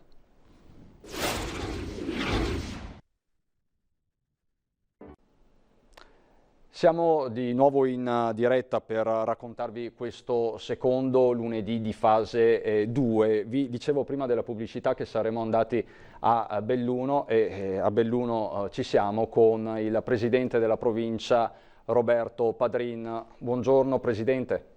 Buongiorno a tutti voi. Presidente, oggi i vostri vicini dell'Alto Adige hanno aperto i battenti, hanno aperto negozi già nel weekend. Oggi è toccato ai parrucchieri, c'è un arco alpino che va a 2, 3, 4 velocità. Sì, in effetti il potere che una provincia autonoma come quella dell'Alto Adige ha di poter legiferare sul proprio territorio significa autonomia e significa anche guardare, in base ai dati che ovviamente hanno registrato, la possibilità appunto di anticipare le aperture che mi auguro in Veneto e quindi conseguentemente nella provincia di Belluno avverranno lunedì prossimo. Questo è l'auspicio di tutti, soprattutto numeri alla mano e garantendo, come sempre, tutti noi l'abbiamo sempre detto, la salute e la sicurezza dei nostri cittadini, perché gli imprenditori, soprattutto quelli delle piccole e medie imprese del nostro territorio veneto, stanno urlando a gran voce questa esigenza, la stanno urlando comunque consapevoli di mettere in atto poi tutte quelle misure che possano salvaguardare e tutelare il loro cliente. Tra l'altro, Presidente, lei ieri è uscito proprio con una presa di posizione pubblica dicendo Belluno comunque tra le realtà dell'arco alpino con il minor numero di contagi. Ce ne sono stati, lo abbiamo raccontato, ma se guardiamo all'arco alpino la situazione bellunese è stata tra le migliori per certi versi. Sì, in rapporto al numero degli abitanti sicuramente sì, e questo ovviamente deve essere un input e uno stimolo per cercare proprio di velocizzare il più possibile questa apertura, perché io guardo, ripeto, mettendo sempre in primis la salute, quello che è il futuro delle nostre località turistiche, dei nostri albergatori, delle strutture ricettive, dei nostri bar stessi, oltre a tutte quelle attività che dicevamo prima. Quindi c'è bisogno sicuramente di una ripartenza, perché andando ovviamente così non in maniera uniforme, come sempre veniamo penalizzati rispetto a altri territori vicini. Nulla contro di loro, anzi ben vengano che loro possano comunque riuscire ad intervenire, ma noi vogliamo essere sullo stesso loro piano. Tra l'altro, provincia di Belluno, DMO Dolomiti che abbiamo sentito nelle scorse settimane con Giuliano Vantaggi e diverse categorie bellunesi stanno puntando molto anche sul marketing territoriale, sul salvare la stagione turistica, perché di questo stiamo parlando. Prima eravamo collegati con delle commercianti di Jesolo, di Portoviro, sul Delta, quindi di fatto la preoccupazione adesso è questa, salvare la stagione turistica. Lei da presidente di una provincia turistica cosa si sente di dire? Ma noi ci siamo confrontati ormai più volte con tutte le categorie e soprattutto con il consiglio direttivo della DMO e abbiamo condiviso una linea che è un po' la linea che è un po' il nostro slogan, quello della montagna sicura, della montagna che vuole accogliere il cliente, il turista, garantendogli la tutela della propria salute e la sicurezza. Penso che partendo da questi presupposti sono convinto che la montagna bellunese possa veramente essere una meta turistica per l'estate imprescindibile e sicuramente tra le prime, visto che cercheremo tutti e tutti stanno cercando anche di spingere un turismo nazionale. Penso che la montagna sia uno dei luoghi più sicuri, quindi da parte nostra sicuramente cercheremo di spingere il più possibile attraverso anche una promozione di marketing, ma soprattutto un coinvolgimento del mondo degli albergatori, anche se ho sentito proprio in queste ultimissime ore che alcuni si trovano in difficoltà anche con le misure restrittive che verranno imposte. Mi auguro veramente che si possa utilizzare il buon senso e ci si possa rendere conto anche delle difficoltà che questi tipi di attività potranno avere nonostante la loro apertura. Ci vuole un equilibrio in tutte queste cose, perché veramente è un delitto, sarebbe un delitto perdere anche questa stagione estiva dopo quello che è capitato nella coda invernale, che ovviamente non aveva alternative, su questo non c'è assolutamente nessun dubbio, ma ha avuto anche delle ripercussioni molto forti. Vedi purtroppo la località di Cortina, che in quelle del Bellunese è stata sicuramente tra le più bersagliate per numero di contagi. Tra l'altro, Presidente, lei dice bene, gli albergatori in queste ore sono molto preoccupati. Qui non si tratta solo di capire per l'appunto se c'è una data di avvio della stagione, ma quali saranno i protocolli di sicurezza, e questi protocolli di sicurezza devono essere evocati alla massima semplificazione.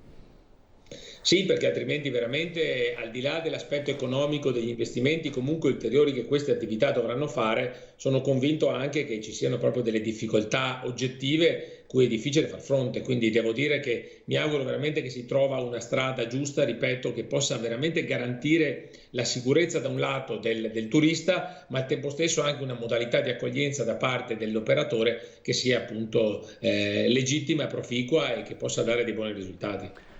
A tal proposito, Presidente, le chiedo di rimanere collegato perché vorrei far sentire il sindaco di Jesolo, Valerio Zoggia, che affronta più o meno lo stesso tema, quello del turismo. Zoggia, in rappresentanza dei sindaci del litorale veneto, nei giorni scorsi si era espresso anche Codognotto di San Michele al Tagliamento. Loro dicono: noi dobbiamo assolutamente partire, nolenti o volenti, il 1° giugno per salvare il salvabile. Ma sentiamo Valerio Zoggia. Quindi abbiamo raggiunto l'accordo che si entra in spiaggia solo su prenotazione per quest'anno, appunto per poter controllare le distanze. Stiamo studiando la tecnologia adatta,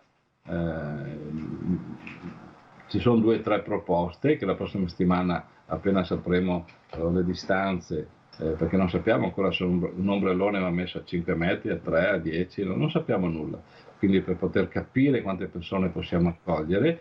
E poi noi sicuramente per il 1° giugno apriremo la spiaggia, perché questo abbiamo deciso come sindaci delle coste, sperando che non tanto la regione ma lo Stato, il governo ci venga incontro.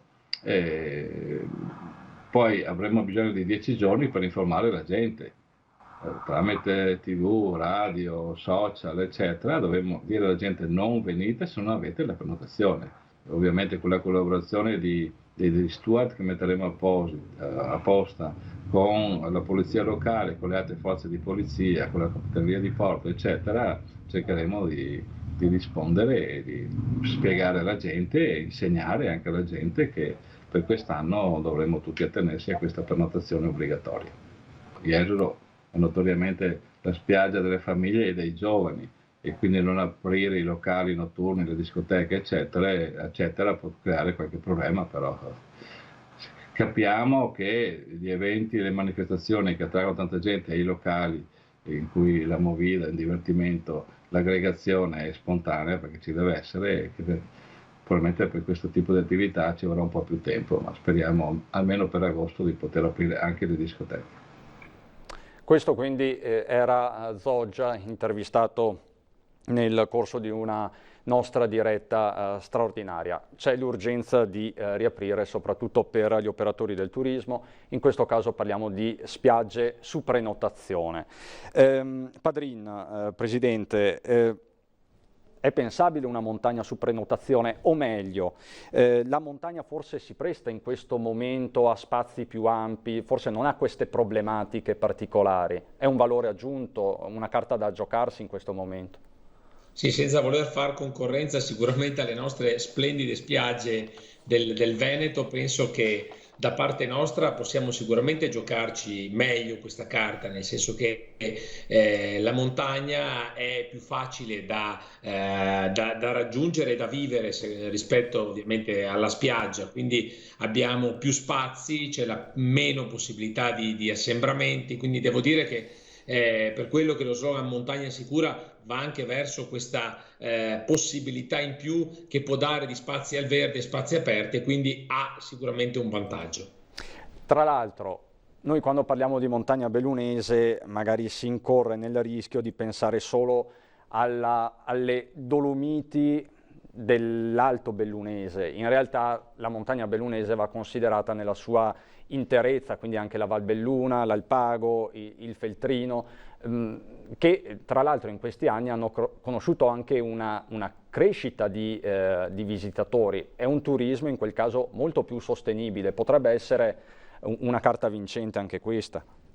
Sì, i numeri, soprattutto in questi ultimi 2 anni, dove abbiamo iniziato anche una politica mirata dal punto di vista turistico attraverso questo strumento che è la DMO, ha portato dei grandissimi risultati che cercheremo in tutti i modi di mantenere, nonostante ovviamente questi 3 mesi hanno cambiato le condizioni in maniera radicale. Io sono convinto che la provincia di Belluno veramente possa essere visitata sotto tantissimi punti di vista, non solo quello paesaggistico e quindi delle nostre straordinarie Dolomiti, ma anche dal punto di vista culturale, dal punto di vista degli splendidi paesaggi di agriturismo che si possono andare a visitare. Abbiamo delle aree bellissime, la Val Morelli, il Cansiglio, solo per farne 2, la parte feltrina sul Monte Avena, c'è il Grappa che di fatto confina tra la provincia di Belluno e quella di Treviso, per non parlare della Marmolada e di tutta la parte agordina. Quindi devo dire che chi può venire in provincia ha veramente svariate possibilità di trascorrere delle bellissime giornate, e anche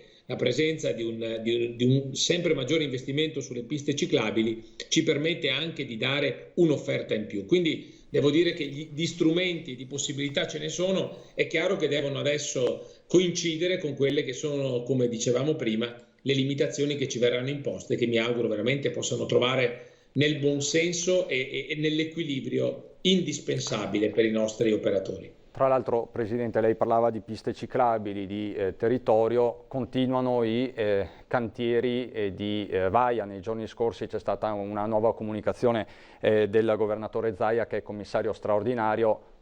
Continuano i cantieri e anzi entrano nel vivo, conferma? Sì, perché diciamo che lo scorso anno il nostro territorio è stato occupato dalle somme urgenze, quindi siamo intervenuti con le risorse che erano state appunto che sono gestite dalla Regione del Veneto, proprio per quanto riguarda questi territori che erano stati più colpiti rispetto agli altri. Poi nel corso dell'anno è stata fatta una programmazione proprio mirata sul territorio, e devo dire che una gran parte di questi cantieri sono partiti proprio in questi giorni, appena è stato dato il via a questa tipologia di interventi, di opere pubbliche, di difesa idraulica in particolare, di paravalanghe, di protezioni, diciamo di messa in sicurezza del territorio, e devo dire che questo porta sicuramente anche una ripresa di una parte dell'economia che è stata stoppata durante anche questi 3 mesi durissimi del coronavirus.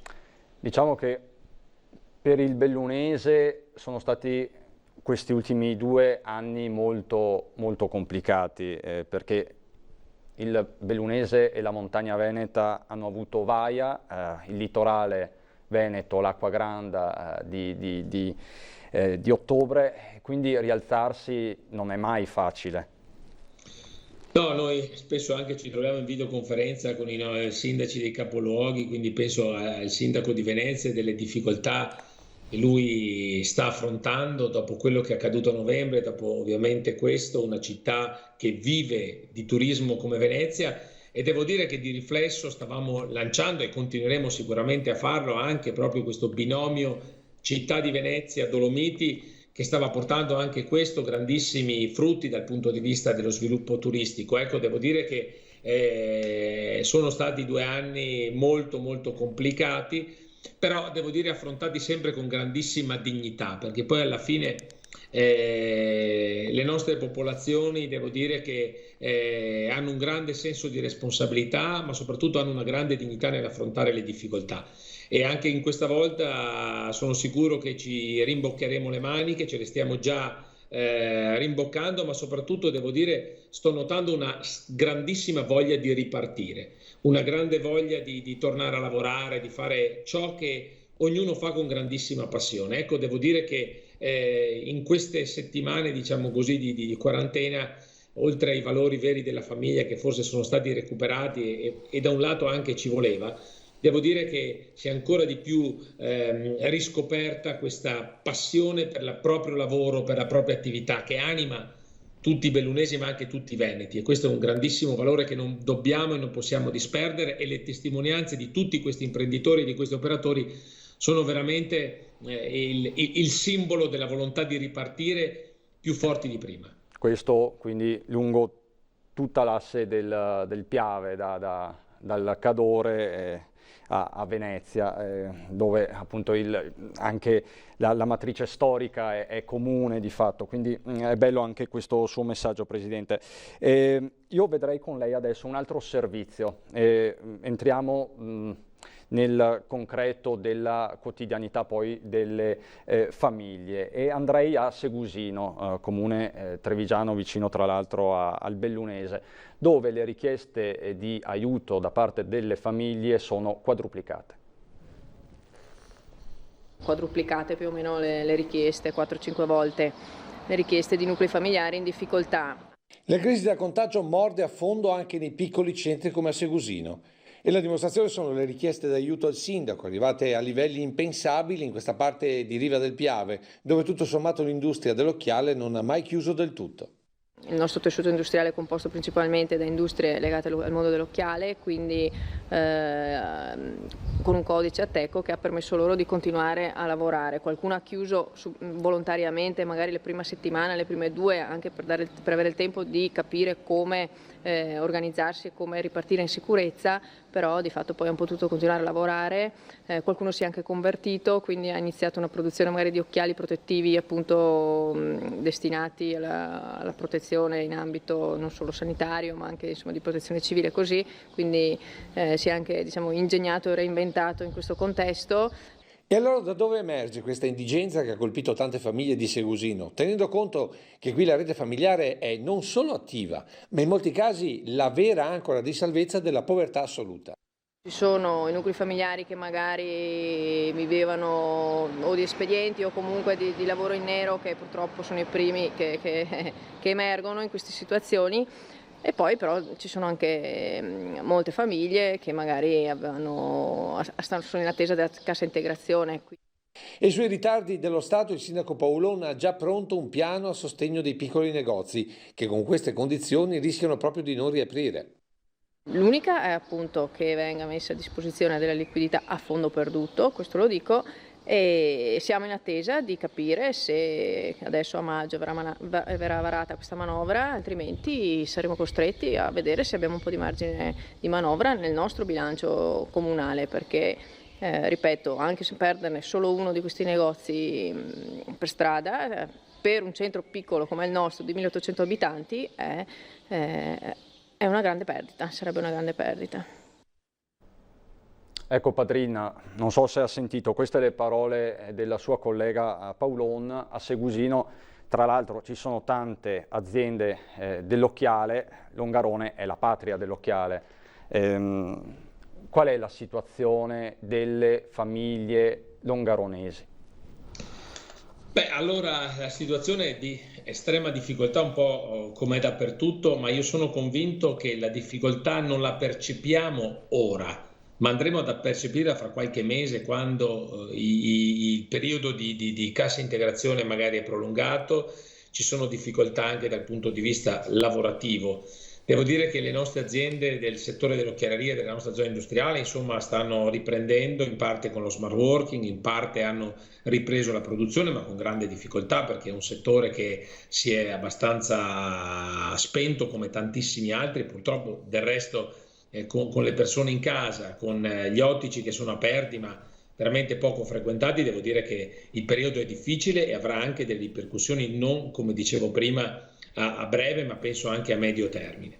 Per quanto riguarda invece le attività commerciali, devo dire che come comune siamo riusciti già a fare una manovra che va incontro alle esigenze del mondo del commercio e degli esercizi pubblici. Noi abbiamo fatto un incontro martedì scorso, li ho incontrati praticamente tutti, e abbiamo comunicato loro che abbiamo tolto per quest'anno quindi l'esenzione alla tassa del suolo pubblico e poi dell'occupazione del suolo pubblico, e poi abbiamo tolto e toglieremo anche la Tari, la tassa sui rifiuti, per quanto riguarda tutte queste attività. È una manovra di circa 200.000 euro che noi ci possiamo permettere, questo lo devo dire in maniera molto chiara, perché nel 2014 abbiamo fatto la fusione con il comune di Castellavazzo. Io lo dico questo perché sono sicuramente uno dei fautori, dei promotori delle fusioni dei comuni. Purtroppo da ormai un anno a questa parte si è spenta questa volontà comune che ha portato anche diversi, non solo noi, ma poi altri progetti che sono andati a buon fine, e ovviamente con il contributo straordinario che lo Stato ci dà per 10 anni siamo riusciti a fare questa manovra, e potremo intervenire anche in ulteriore maniera nei confronti delle famiglie, magari attraverso ancora dei buoni famiglia, oltre a quelli che lo Stato ha messo a disposizione a noi un mese fa ormai. Quindi diciamo che abbiamo qualche margine per poter abbiamo noi anche un trasporto e piscina la cui gestione ovviamente si è interrotta bruscamente, avrà bisogno di un sostegno. Il comune qui c'è, perché abbiamo delle risorse disponibili, perché abbiamo sempre fatto le formichine in questi anni, nonostante avessimo queste disponibilità economiche forse più di tanti altri comuni, e quindi adesso siamo pronti a sostenere le attività, le nostre famiglie e i nostri cittadini.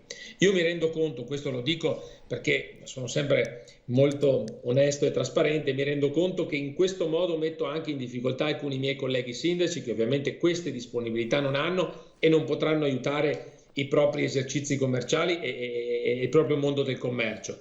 Devo dire che bisogna che queste persone comunque possano comprendere le difficoltà dei comuni, non sempre è facile sostenere queste attività, e sono convinto che i miei colleghi faranno di tutto per cercare di trovare delle soluzioni, auspicando che arrivi anche un intervento consistente dall'alto e quindi dal governo, e quindi aspettiamo l'uscita anche di questo decreto maggio che mi auguro possa riservare a queste categorie qualche risorsa, qualche liquidità a fondo perduto che possa permettere loro di sopravvivere in questa fase e ovviamente di vivere e rilanciarsi nel medio e lungo periodo.